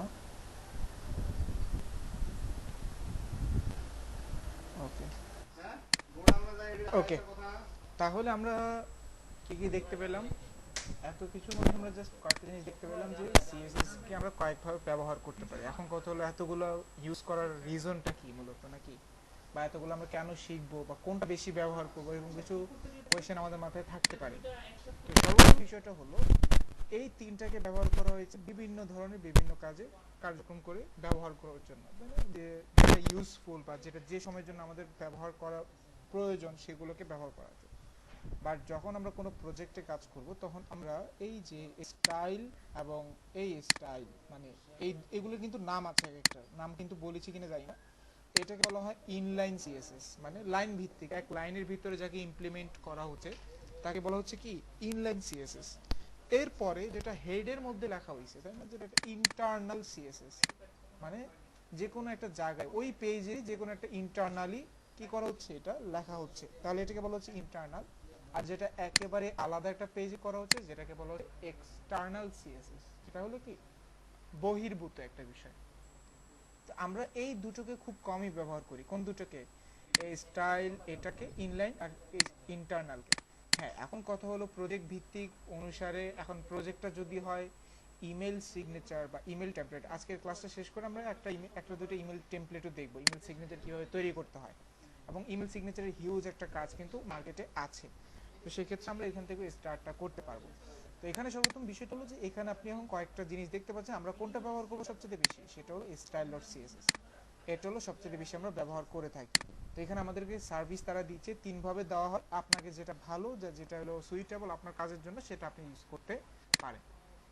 এখন এখানে কোয়েশ্চেনটা আরেকটা চলে আসে, সেটা হলো যে ফর এক্সাম্পল H3 আপনার দুইটা, কয়টা, H3 আপনার দুইটা, স্বাভাবিকতভাবে H3 এখন যেহেতু আপনি কি করছেন এখানেও কাজ করছেন, যেমন এই যে আপনি এখানে একজনকে বলে দিয়েছেন না H3 তুমি কি করো কাজ করো, এখন শুধুমাত্র একজন না, সে যতজনকেই পাবে, যত H3 পাবে সে সবাইকে কি করবে, এই ডিজাইনটা ইমপ্লিমেন্ট করা শুরু করবে। কোয়েশ্চেন আসতে পারে যে ভাই তাহলে তো আমার দ্বিতীয়টা তো কি করা উচিত, আমার কিছু চেঞ্জ করে করা উচিত তাই না, দ্বিতীয় বাটনটা বা প্রথম দুইটা না হলে সেম থাকলো, তিন নাম্বারটা থেকে তো আমাকে একটু চেঞ্জ করা উচিত। তো যে যখন কি হয়ে যায় আমাদের কোনো এই যে কোনো ট্যাগের ডিজাইন যদি কি হয়ে যায় সেম প্রসেস বা সেম টু সেম হয়ে যায়, তখন আমরা এটাকে আরেকটা জায়গায় কি করি, আরেকটাতে কনভার্ট করে দিই। ফর এক্সাম্পল, এক মিনিট,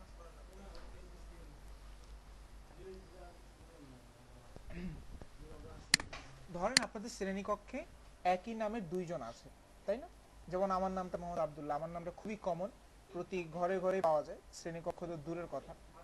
এখন কথা হলো আপনার নাম আমার নামের সামনে এখন যেহেতু এতজনের নাম সেম, আমরা কি করি, হয়তোবা তার মধ্যে কিছু ইউনিক দেওয়ার চেষ্টা করি। যেমন বন্ধু মহলে একটা ইউনিক নাম দেওয়া হয়, টিচার প্যানেল হইলে তখন সেটা ওই পিতার নামের সাথে অ্যাড করা হচ্ছে, যে আব্দুল্লাহ ইবনে তার পিতার নাম, এরকম ভাবে অ্যাড করা হচ্ছে। তাহলে এখন বিষয়টা কি হচ্ছে, আপনি যখন দেখতেছেন যে আপনার এখানে দুটো S3 আসছে, এখন আপনার কি করতে হবে, অবশ্যই কাউকে একটা ইউনিক সিগনেচার দিয়ে দিতে হবে। ইউনিক সিগনেচার কি, এখন আপনি বলে দিলেন যে এই যে S3 এবং এই যে S3 ডিজাইন কোনটার দরকার, এটার দরকার, তাহলে আপনি এখানে একটা ইউনিক সিগনেচারের জন্য একটা অ্যাট্রিবিউট দিবেন, যে অ্যাট্রিবিউটটা হয় ক্লাস নামে। কি নামে? ক্লাস। এই এখন আপনি দেখা কি দিচ্ছেন, একটা ইউনিক নেম দিচ্ছেন। ধরেন এই ক্লাসের আপনি একটা নাম দিলেন, কি নামকরণের জন্য এখন আপনি এখানে যেটা ইচ্ছে সেটা তো দিতে পারবেন। তারপরে এখানে কিছু রেস্ট্রিকশন আছে, যেমন মানুষের নামের ক্ষেত্রে @আব্দুল্লাহ এরকম কি দেওয়া হয়, স্পেশাল ক্যারেক্টার আব্দুল্লাহ 123 আব্দুল্লাহ, হয়তো বা ভার্চুয়াল জগতে এই ইউজার নেমের সাথে অ্যাটাচ করা যায়, বাট আপনি কখনো রিয়েল লাইফে এভাবে ইমপ্লিমেন্ট করেন না। তো সেক্ষেত্রে আপনার এখানে রুলসটা হলো, এখানে আপনি ইমপ্লিমেন্ট করার জন্য সর্বপ্রথম অ্যালফাবেটিক ওয়ার্ড দিতে হবে, এরপর আপনি 123 দেন।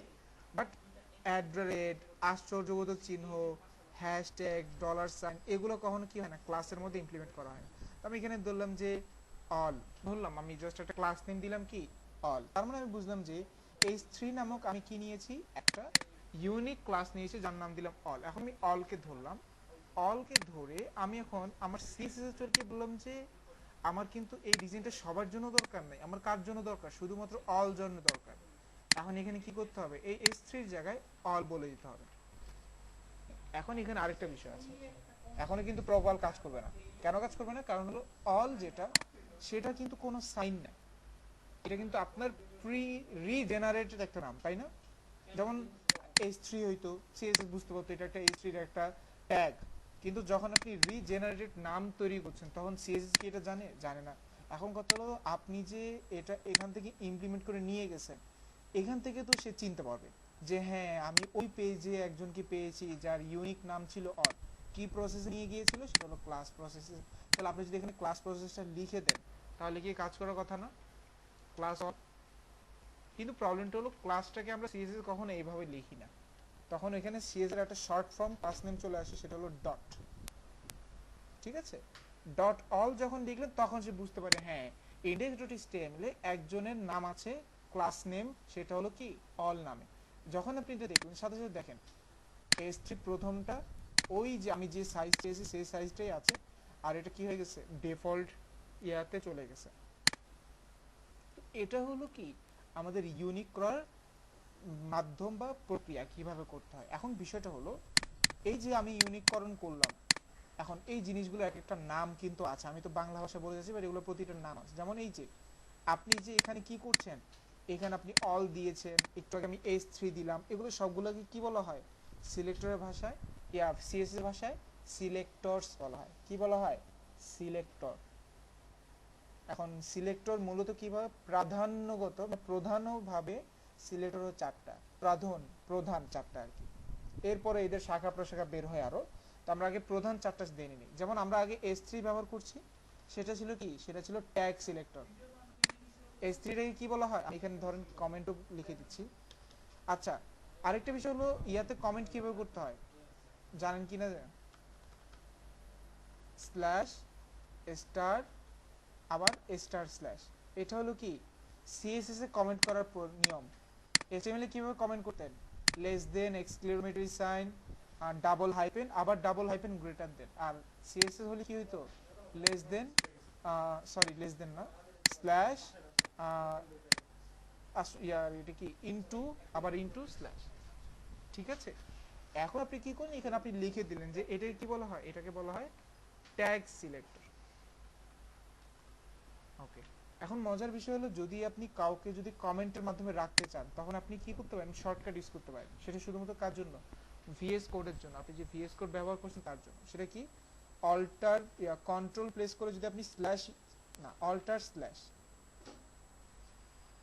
আচ্ছা কন্ট্রোল স্ল্যাশ, আপনি যদি কি ইউজ করেন, কন্ট্রোল এবং স্ল্যাশ যদি একসাথে টাইপ করেন দেখবেন যে কি হবে, ওই লাইনটাই কি হয়ে যাবে, ডাইরেক্টলি কমেন্ট হয়ে যাবে। এটা কি আমাদের ভিএস কোডের একটা ফিচার।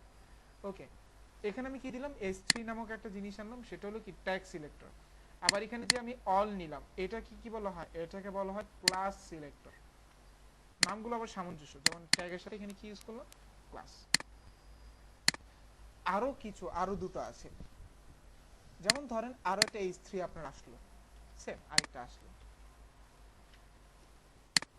এখন কি দেখলে, এখন আপনি এখানে এটাকে ইউনিক করার জন্য আপনি এখন এখানে আরেকটা জিনিস দিলেন, ইউনিক নাম দিলেন, সেটাকে দিলেন আইডি নামে। কি দিলেন, আইডি। এখানে আপনি লিখলেন স্যার, ধরলেন আপনি একটা স্যার নামে একটা আইডি নিয়েছেন।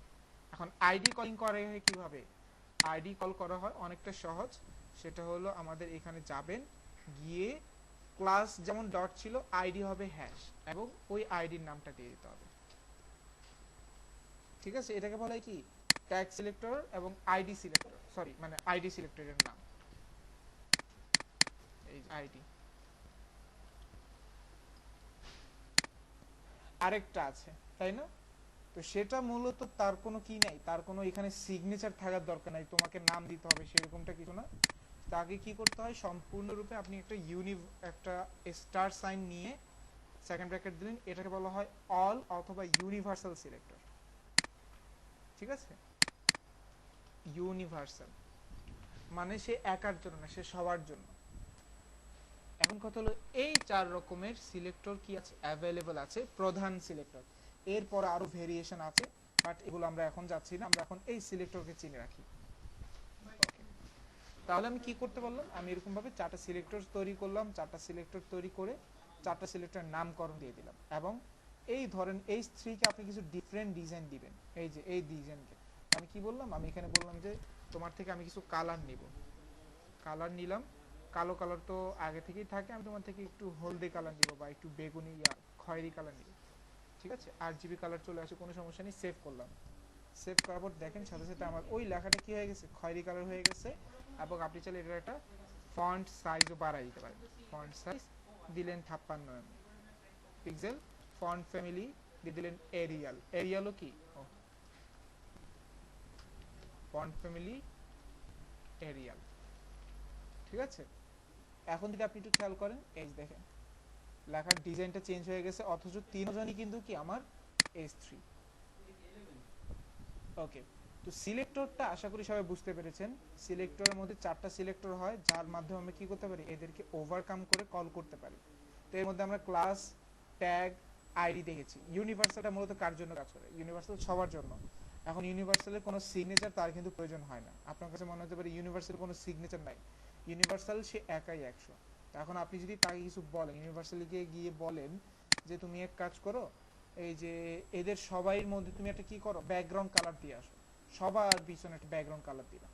তো সেটা এখন সে কি করবে, দিয়ে আসবে। দিলেন বিজি ব্যাকগ্রাউন্ড, কি দিবেন, ব্যাকগ্রাউন্ড কালার এত ব্ল্যাক দিয়ে কিছু দেখা যাবে না, একটু এরকম একটা ঝাপসা রেড কালার দিবেন।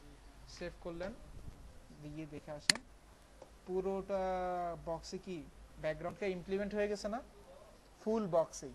তার মানে ইউনিভার্সালের কাজ হলো সে পুরো বক্স নিয়ে চিন্তা ভাবনা করে, পুরো বক্স নিয়ে সে করবে, ডিসাইড করবে যে তাকে কি করবে, তাকে রাখবে, করবে, কাটবে, কি করবে, সবগুলা। ওকে, তো এটা হলো আমাদের চার রকমের কি, এই যে সিলেক্টর। সিলেক্টর চারটার মাধ্যমে আমরা কি করতে পারি, বিভিন্ন ধরনের ডিজাইন ইমপ্লিমেন্ট আমরা করতে পারি। এখন এই জিনিসটা খুবই ইম্পর্টেন্ট তাই না, যে তাহলে আইডি আর ক্লাস তো আমি যেহেতু সেমই দেখলাম, পার্থক্যটা কোথায়। এখন এখানে বিষয়টা হলো যে আইডি এবং সে ক্লাস যদি পার্ট সেম হয়, কাজ তো সেম দেখতেছি আমরা, বাট এর মধ্যে একটা হিউজ পার্থক্য আছে। আচ্ছা, আমরা অনেকে বন্ধু মহলে অনেকে অনেক নামে পরিচিত তাই না। ধরেন আপনি একটু আলসে টাইপ মানুষ, আপনার একজন বন্ধু আপনার নামটা দিল কি, আলিশা, তাই না। আবার আপনার আরেক ফ্রেন্ড আপনার আরেক গুণের উপর নাম ধরে ডাকে, যে আপনি বেশি ঘুমান, আরেক ফ্রেন্ড আপনার কি করলো, আপনার নাম দিল ঘুম কাতুরে। আপনি কিন্তু একজনই, কিন্তু আপনার বন্ধু মহলে আপনার নাম কয়টা হয়ে গেল, দুইটা হয়ে গেল না, যে আপনি একজন আলসে মানুষ আলসিয়া, আরেকটা হলো কি ঘুম কাতুরে।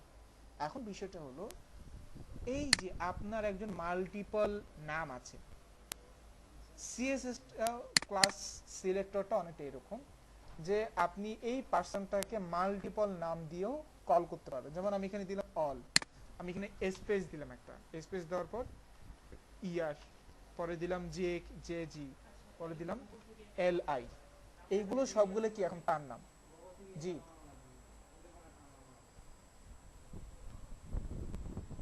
আচ্ছা, তাহলে আমরা কি বুঝতে পারলাম, ক্লাস সিলেক্টর যেটা, সেটা মাল্টিপল নাম সে কল করতে পারে। ঠিক আছে, তাহলে কি, তাহলে মাল্টিপল নাম কল করাটা কি কোনো দোষের কিছু না, কোনো দোষের কিছু না, এটা তার বৈশিষ্ট্য। এখন বলেন যে তাহলে কি আইডি পসিবল না, না, আইডির জন্য শুধুমাত্র একটা নাম, এই যে সার নেম দিয়েছেন এটাই শেষ। আপনি যদি এখন নতুন নাম দেন, দেন আমি এখানে দিলাম হাই, আগের যে ডিজাইনটা সে ইমপ্লিমেন্ট করেছিল না, এই যে হাই, এই যে এই ডিজাইনটা না, না এই ডিজাইনটা, এই ডিজাইনটা, তাই না, এটাও দেখবেন যে ক্যান্সেল হয়ে যাবে এখন, যে এই যে আপনি দুই নাম দিয়েছেন কেন, সে এখন কনফিউজড। এই যে দেখেন, এখন ওইটার কোনো ডিজাইন তার মধ্যে নাই। তার মানে এটা বুঝতে পারলেন যে ক্লাস নেমটা হলো মাল্টিপল, মানে তাকে আপনি যত নাম ধরে ডাকেন কোনো সমস্যা নাই, কিন্তু আইডি যেটা সেটা হলো ইউনিক, অনলি ওয়ান। মানে মধ্যগত হলো তার নাম আব্দুল্লাহ, তাকে আব্দুল্লাহ নামে ডাকতে হবে, তাকে যদি আপনি অন্য কোনো নামে ডাকেন সে তাকে কি করবে না, সে রেসপন্স করবে না। ঠিক আছে, তার মানে হলো এই জিনিসটা হলো অনেকটা এভাবে, যে class selector, ID selector, tag selector, এই জিনিসগুলো কিভাবে কাজ করে। আচ্ছা, এই যে সিলেক্টর সম্পর্কে সবাই কি বুঝতে পারতেছেন, একটু ইয়া করেন তো, বলেন।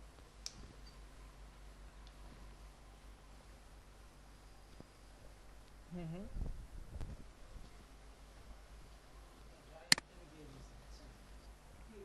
আচ্ছা আচ্ছা, ওকে। আইডি আপনার যেমন রিকোয়ারমেন্ট অনুযায়ী ট্যাগ সিলেকশন, যেমন এখন আপনার কোশ্চেন এটাও আসতে পারে যে ভাইয়া আমি একটা ওয়েবসাইটে কটা ট্যাগ ইউজ করতে পারবো, বা একটা ট্যাগ কবার দিতে পারবো, এরকম কিছু আপনার মাথায় কোশ্চেন আসতে পারে। বাট সেটা হলো যে সবগুলো ট্যাগই ইউজ করা আনলিমিটেড, কোনো প্রবলেম নাই। বাট কিছু জাস্ট H1 H2 এই দুটো ট্যাগ একবারই ব্যবহার করা কাম্য, মানে একটা পেজে। এখন এটা বলতেছি কেন, এটা আমাদের কোনো প্রবলেম নাই, আমরা যদি কাজ করি কাজ হয়ে যাবে।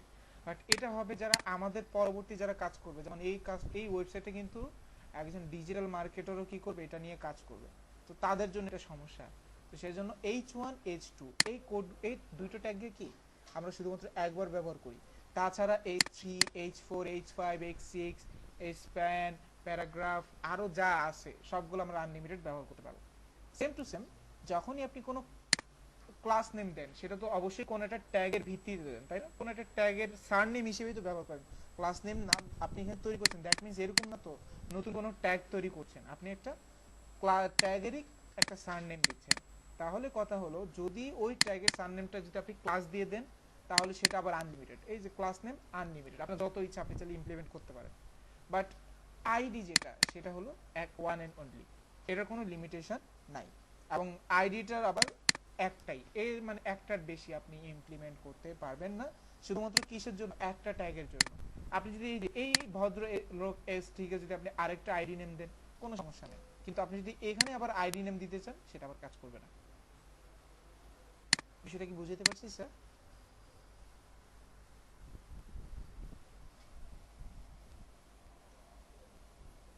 হুম হুম, হ্যাঁ রেসপন্ড করবে, একটাই।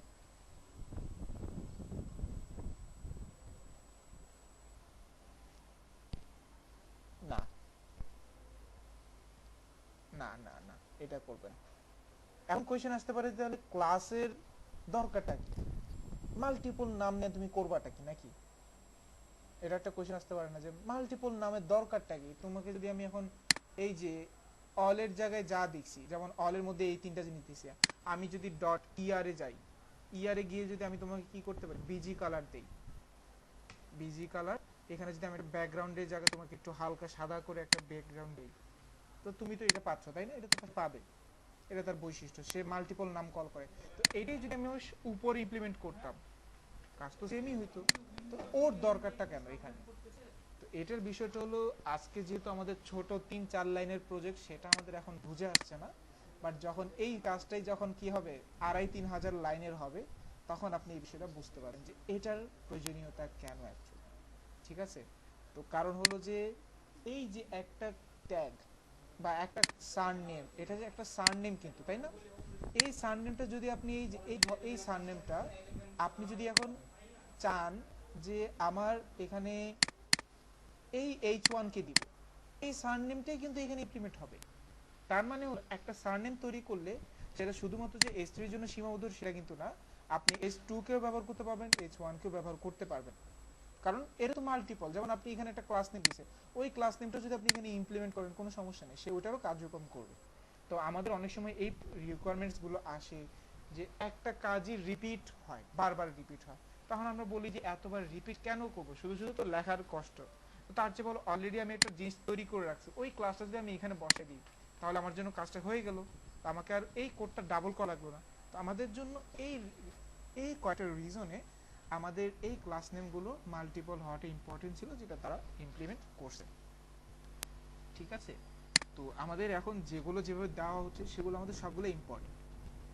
আচ্ছা, এখন চলেন মোটামুটি ক্লাস শেষ, আমরা এখন কিছু ডিসকাস করি। যেমন আজকে যতটুকু কাজ হয়েছে, রাইট?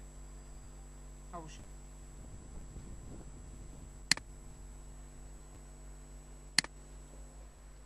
হুম হুম হুম।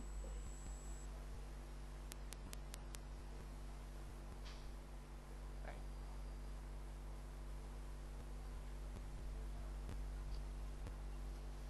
হ্যাঁ, কোডটা দেখে বিশ্রী লাগবে, এটা একটা মানে 3 নম্বর পয়েন্ট রাখতে পারেন, বাট 1-2 পয়েন্ট হলো যে আপনার একটা কোড, একটা লাইনের কোড হবে কত, বা আচ্ছা পয়েন্ট 1, যেটা পয়েন্ট 1 হলো এটা HTML এখন সমর্থন করে না।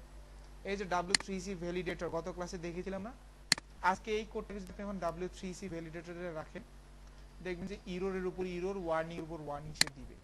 কেন দিবে? কারণ হলো আমি যে আজকে ইনলাইন ইন্টারনাল ইউজ করেছি, এটা কিন্তু তাদের ইয়া না। তারা বলে যে আপনার জন্য এক্সটার্নাল সিএসএস অপশন আমরা রেখেছি, আপনি কেন ইনলাইন করেছেন? যেমন এই যে এই কোডটাকে আজকে আমি চেকে ফালাচ্ছি, ওকে,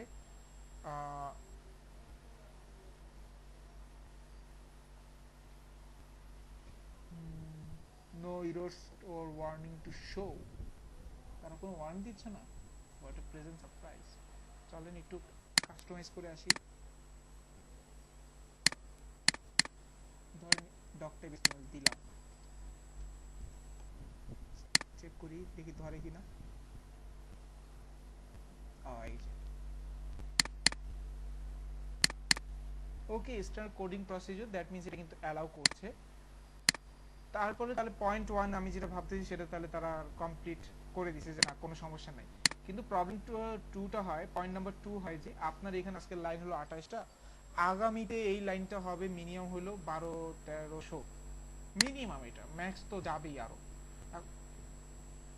রাইট, তখন আপনাকে যদি হুট করে কি বায়ার বা কোনো ক্লায়েন্ট এসে যদি বলে যে আমাকে এখান থেকে কাস্টমাইজ করে দাও, এখন আপনাকে প্রবলেমটা বের করতেই লাগবে 3 থেকে 4 মিনিট।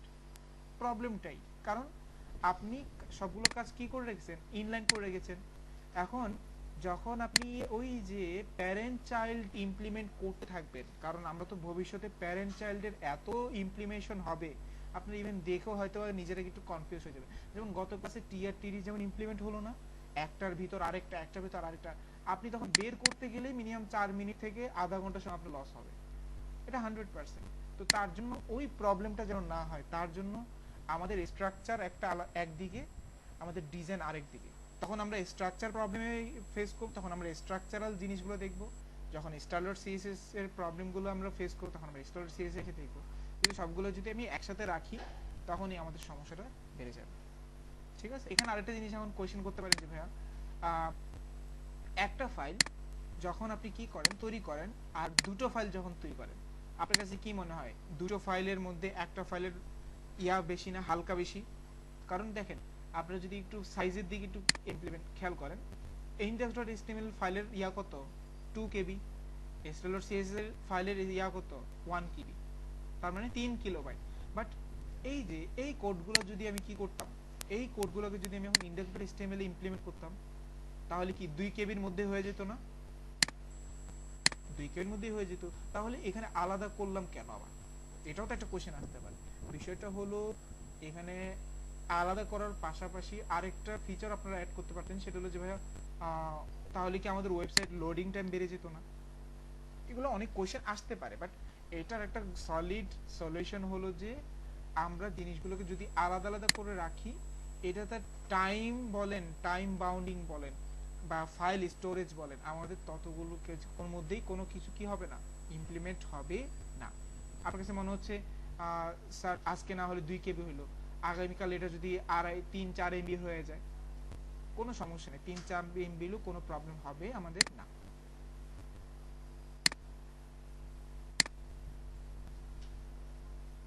হুম হুম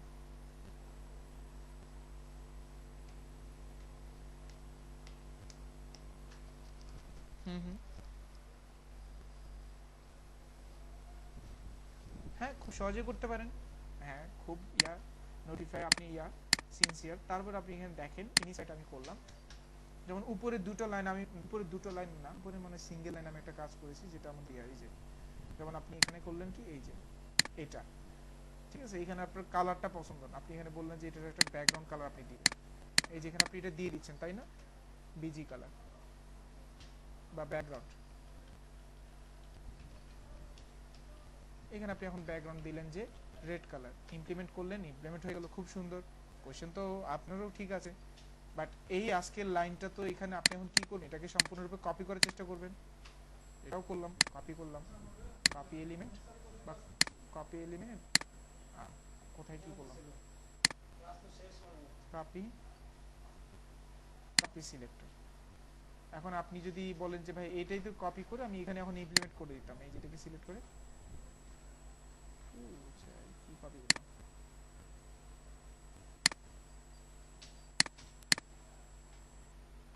এই যে পেস্ট করে দিচ্ছি, কাজ তো হয়ে যাচ্ছে। বাট বিষয়টা হলো এখানে আপনি আজকে খুঁজে পাচ্ছেন খুব সহজে, বাট এই জিনিসটাই আপনি যখন ওই দিন খুঁজে পেতে আপনার অনেক সময় ফেস করতে হবে, এটা বিলিভ করতে পারেন আপনি। যেমন ধরুন আজকে 3 থেকে 4 লাইন খুঁজে বেরোতে কোনো সমস্যা হচ্ছে না, এই যে আজকে আপনি চোখের নাগালে দেখতে পাচ্ছেন, বাট যখন লাইন বে লাইন হয়ে যাবে তখন আপনি নিজেও চোখে খুঁজে পাবেন না। আর এটাও যদি আপনার কাছে মনে হয় যে না এটা আনসারটা তত না, এটা আমরা প্রফেশনালিজম না, এটা হলো মধ্য কথা স্যার, এইভাবে আমরা কাজ করি না। কিন্তু কাজ করতে হয় জীবন অনুসারে। যেমন আজকে আমি একটা জিনিস দেখাতে চাচ্ছি, সেটা হচ্ছে ইমেল সিগনেচার। ইমেল সিগনেচার কি জিনিস, যখন আপনি কাউকে কোনো মেইল পাঠান তখন আপনার মেইলের নিচে একটা রিগার্স যায়, রিগার্সটা কি আপনার সুন্দর একটা ডিজাইন যায়, যেখানে লেখা আছে অমুক, উনি কি পেশায় অবস্থান করছেন এবং তার একটা কন্ট্যাক্ট ইনফো শর্টলি। যেমন আমি যদি কাউকে মেইল করি আমার অফিসিয়াল মেইলের মাধ্যমে,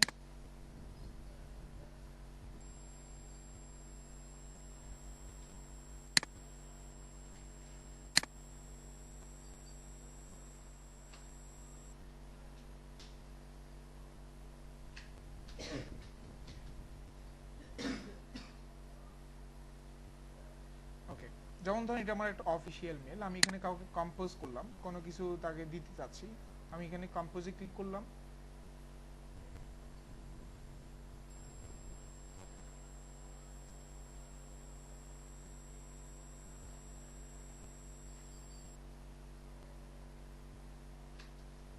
এই যে দেখেন কম্পোজ কাকে পাঠাবো, সাবজেক্ট কি হবে, আর আমার মেসেজ কি হবে। আর রিগার্ডস দেখেন কত সুন্দর একটা এমডি আব্দুল্লাহ, যিনি কিনা ওয়েব ডিজাইন ট্রেনার বা এটা, এরপর আছে ইউআই ল্যাবে আছেন, তার ফেসবুক অ্যাকাউন্ট, তার লিঙ্কডইন প্রোফাইল আর তার ওয়েবসাইট।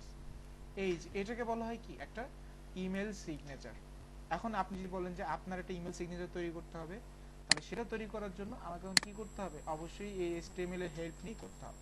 সেটা কিভাবে, তাহলে আপনি একটা চিন্তা করবেন যে ঠিক আছে আমি একটা টেবিল তৈরি করি। টেবিল, টেবিলের মধ্যে কি দিব, অবশ্যই একটা হাইট দিব, হাইট ধরেন আমি হাইট দিলাম 400, আর একটা উইথ দিলাম উইথ দিলাম ধরেন 350, ঠিক আছে। একটা বিজি কালার দিলাম, ধরেন ওই যে hashtag F1 F1 F1, এতটুকুতে maybe আমার একটা ব্যাকগ্রাউন্ডের একটা বক্স চলে আসার কথা, কিন্তু আসে নাই বোধহয়। তাহলে আমরা এখান থেকে CSS থেকে কিছু ডিলিট করে দিই।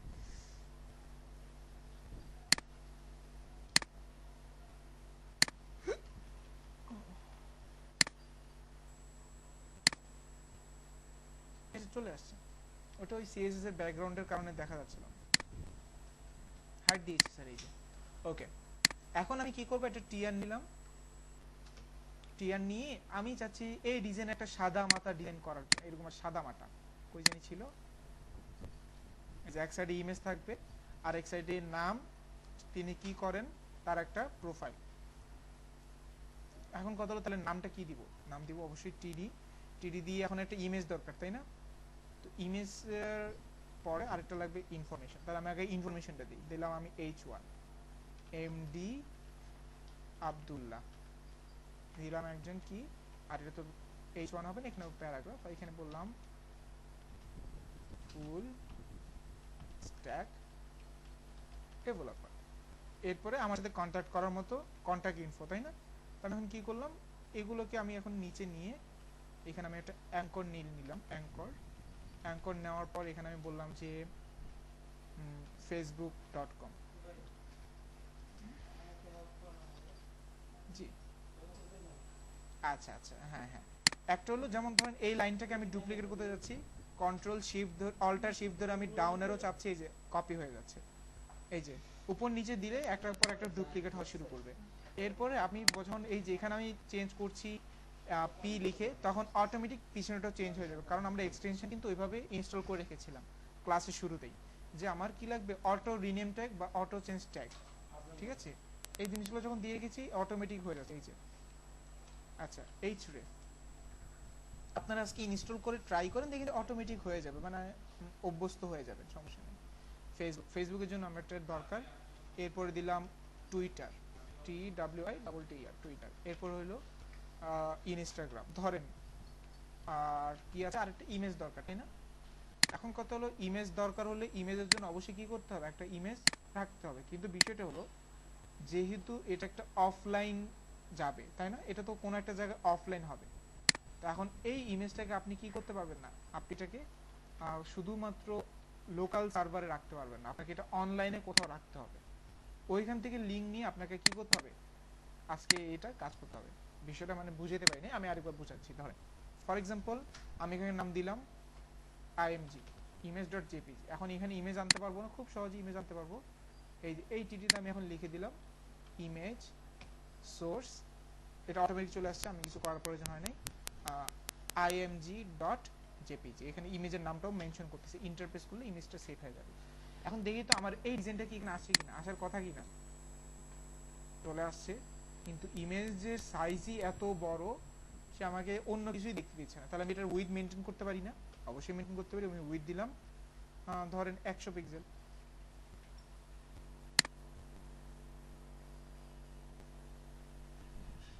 এই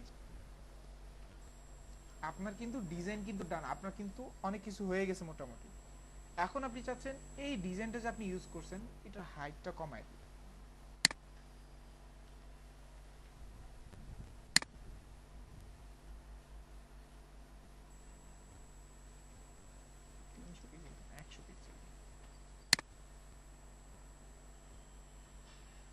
ওকে, ধরেন এটাও একটা কি সুন্দর একটা ইয়ে হয়েছে না, সুন্দর একটা মানে ওই যে সিম্পলের মধ্যে গর্জিয়াস। কিন্তু এখন আপনি কি করবেন, অবশ্যই এটাকে এডিশন করার জন্য কপি করে পেস্ট করবেন, কিন্তু ইমেজ কিন্তু আসবে না। তার জন্য আমাকে ইমেজটা আগে কোথাও কি করতে হবে, লাইভ রাখতে হবে। তো সেটার জন্য আমি একটা ওয়েবসাইট আছে imagebb.com, ঠিক আছে, এই যে imgbb.com। এখানে আপনি কি করতে পারেন, আপনার এই ইমেজটা আপনি পার্মানেন্ট রেখে দিতে পারেন। স্টার্ট আপলোডিং দিলেন, জাস্ট খালি ওই ইমেজটা আপনি কি করলেন, আপনি ইনভেন্ট করবেন। +4 এ চলে গেলাম, +4 এই যে ইমেজ আপলোড হয়ে গেছে। এইখানে সিলেক্ট করে দিবেন যে তুমি এটা কি করিও না, অটো ডিলিট করিও না, জাস্ট এটা আপলোড করে দেন। এই যে আপলোড হয়ে যাচ্ছে। সে আপনাকে এখন একটা লিঙ্ক দিবে। এই যে HTML এর কি লিঙ্ক লাগবে আপনার, আপনি এখান থেকে সবগুলো লিখতে পারেন। তো আপনি এখানে ফুল লিঙ্কটা নিয়ে নিন, ফুল লিঙ্কটা কপি করে আপনার মতো করে কাস্টমাইজ করে নিন। এই যে ইমেজটা এটা,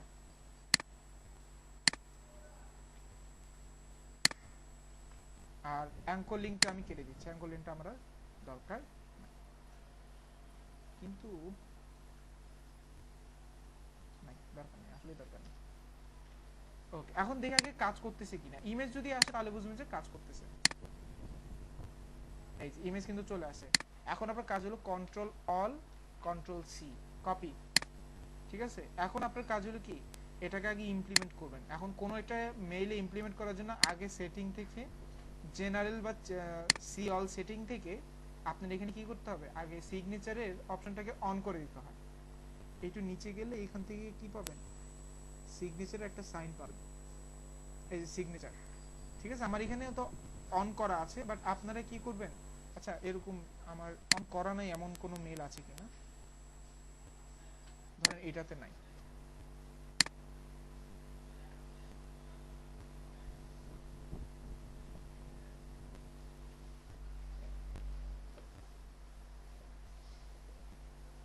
ওকে, এখন এখানে কি করতে হবে, সেট আপ করতে হবে। সেট আপ করার জন্য এই যে এখান থেকে ক্লিক করলাম,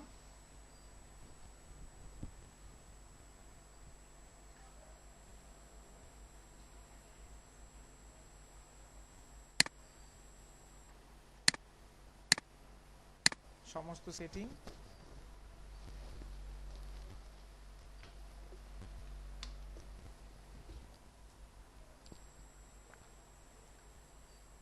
এটা তো আবার বাংলা।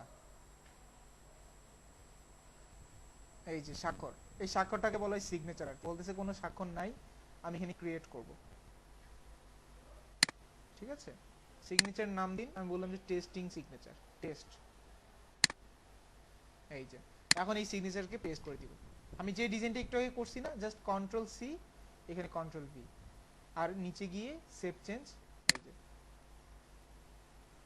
এখন কত, আমি যদি কাউকে এখন মেল করতে চাই, এই যে ধরেন আমি আমাকে মেল করলাম, এমডি এবিডি আনলিমিটেড।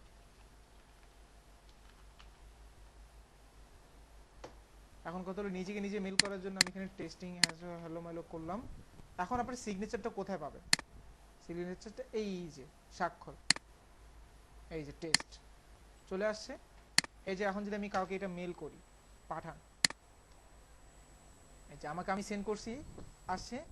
এই যে দেখেন মেলটা ওপেন করলাম, আমার নাম চলে আসছে, আমি কি মেল পাঠাইছি এবং আমার সিগনেচারটা চলে আসছে। এই ডিজাইনটা কিন্তু খুবই খুবই খুবই পপুলার বিভিন্ন মার্কেট প্লেসে। আপনি এই যে এখানে ফাইবার লিখে সার্চ করেন,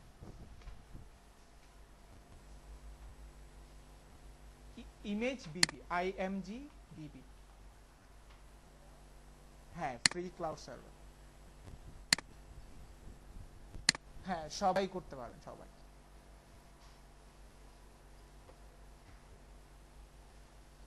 অনলাইনে রাখতে হবে এবং ফোল্ডারে রাখলে আসবেও না। আচ্ছা, এখন এই যে এখন আপনি এখানে লিখতে পারেন যে ইমেল সিগনেচার, এটার কাজ কেমন। যেহেতু সহজ কাজ, দেখবেন যে ইমেল সিগনেচারের উপর এত মানুষ কাজ করে, আপনারা নিজেরা এখন চান্স পাবেন কিনা একটু একটু টাফ। এই যে বিভিন্ন ভদ্রলোককে দেখেন, এই যে এই ভদ্রলোক 1000-এর উপর ইমেল সিগনেচার কাজ করে ফেলছে, সেম কাজ। এই যে এই ভদ্রলোকটা ওই ডিজাইনই করছে, আমি যে ডিজাইনটা করছি দেখেন, এই যে ইমেজ, হ্যাঁ অবশ্যই এগুলো একটু কাস্টমাইজ করতে হবে, সিএসএস এর কাস্টমাইজ করতে হবে। এই যে এখানে যে সিএসএস গুলো আপনি ইউজ করবেন না, সেগুলো কি ইনলাইন সিএসএস।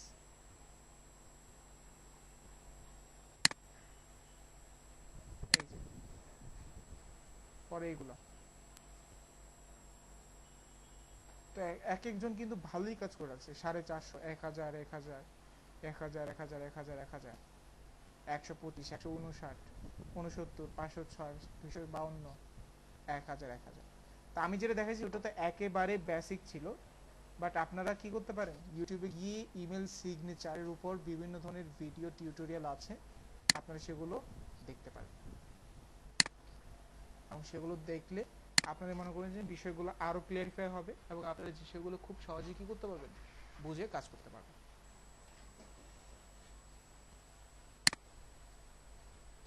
এটা গেল ইমেল সিগনেচার। আর একটা কাজ আছে যেটা আমরা এই যে টেবিল আর ইনলাইন সিএসএস দিয়ে করে থাকি। হ্যাঁ,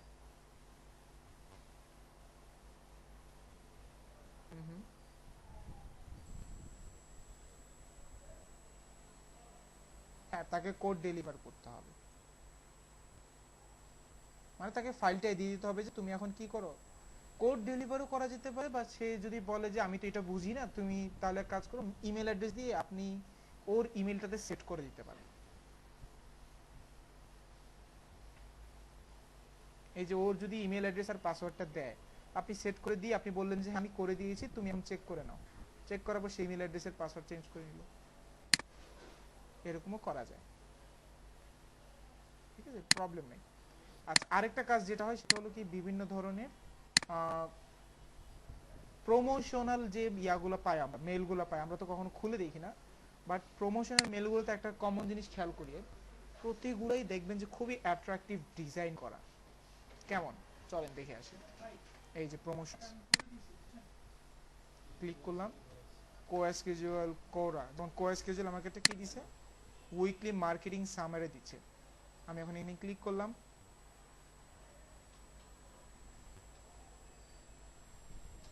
দেখেন তো যখন আমি ওপেন করলাম তার কোনো কন্টেন্ট কিন্তু অগোছালো নেই, সুন্দর একটা ডিজাইন, একটা লোগো, একটা অ্যাপ্লিকেশন, অ্যাপ ওপেন করার জন্য একটা লিংক, সাথে করে এই যে মে মাসের একটা নর্মাল মেল আমরা কিভাবে করি, লিখি হাই এটা সেটা, এবং কি শেষ মুহূর্তে এটা বাই, না, কিন্তু এটা দেখেন কত সুন্দরভাবে গুছিয়ে বলছে না, এটাকে বলা হয় ইমেল টেমপ্লেটস। এই যে দেখেন কত সুন্দর ডিজাইন করা।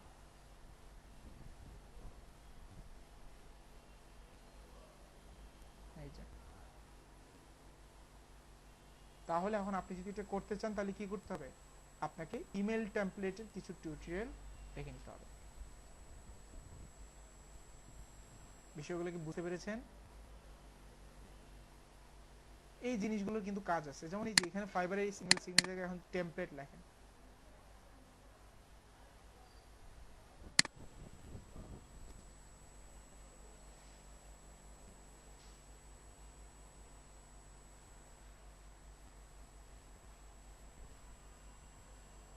এই যে বিভিন্ন ধরনের ইমেল টেমপ্লেট ডিজাইন, এই যে দেখেন এখানে অ্যাভেলেবল। কটা সার্ভিস আছে? 744টা সার্ভিস, এবং আপনি কাজ করতে পারবেন খুবই অনায়াসে।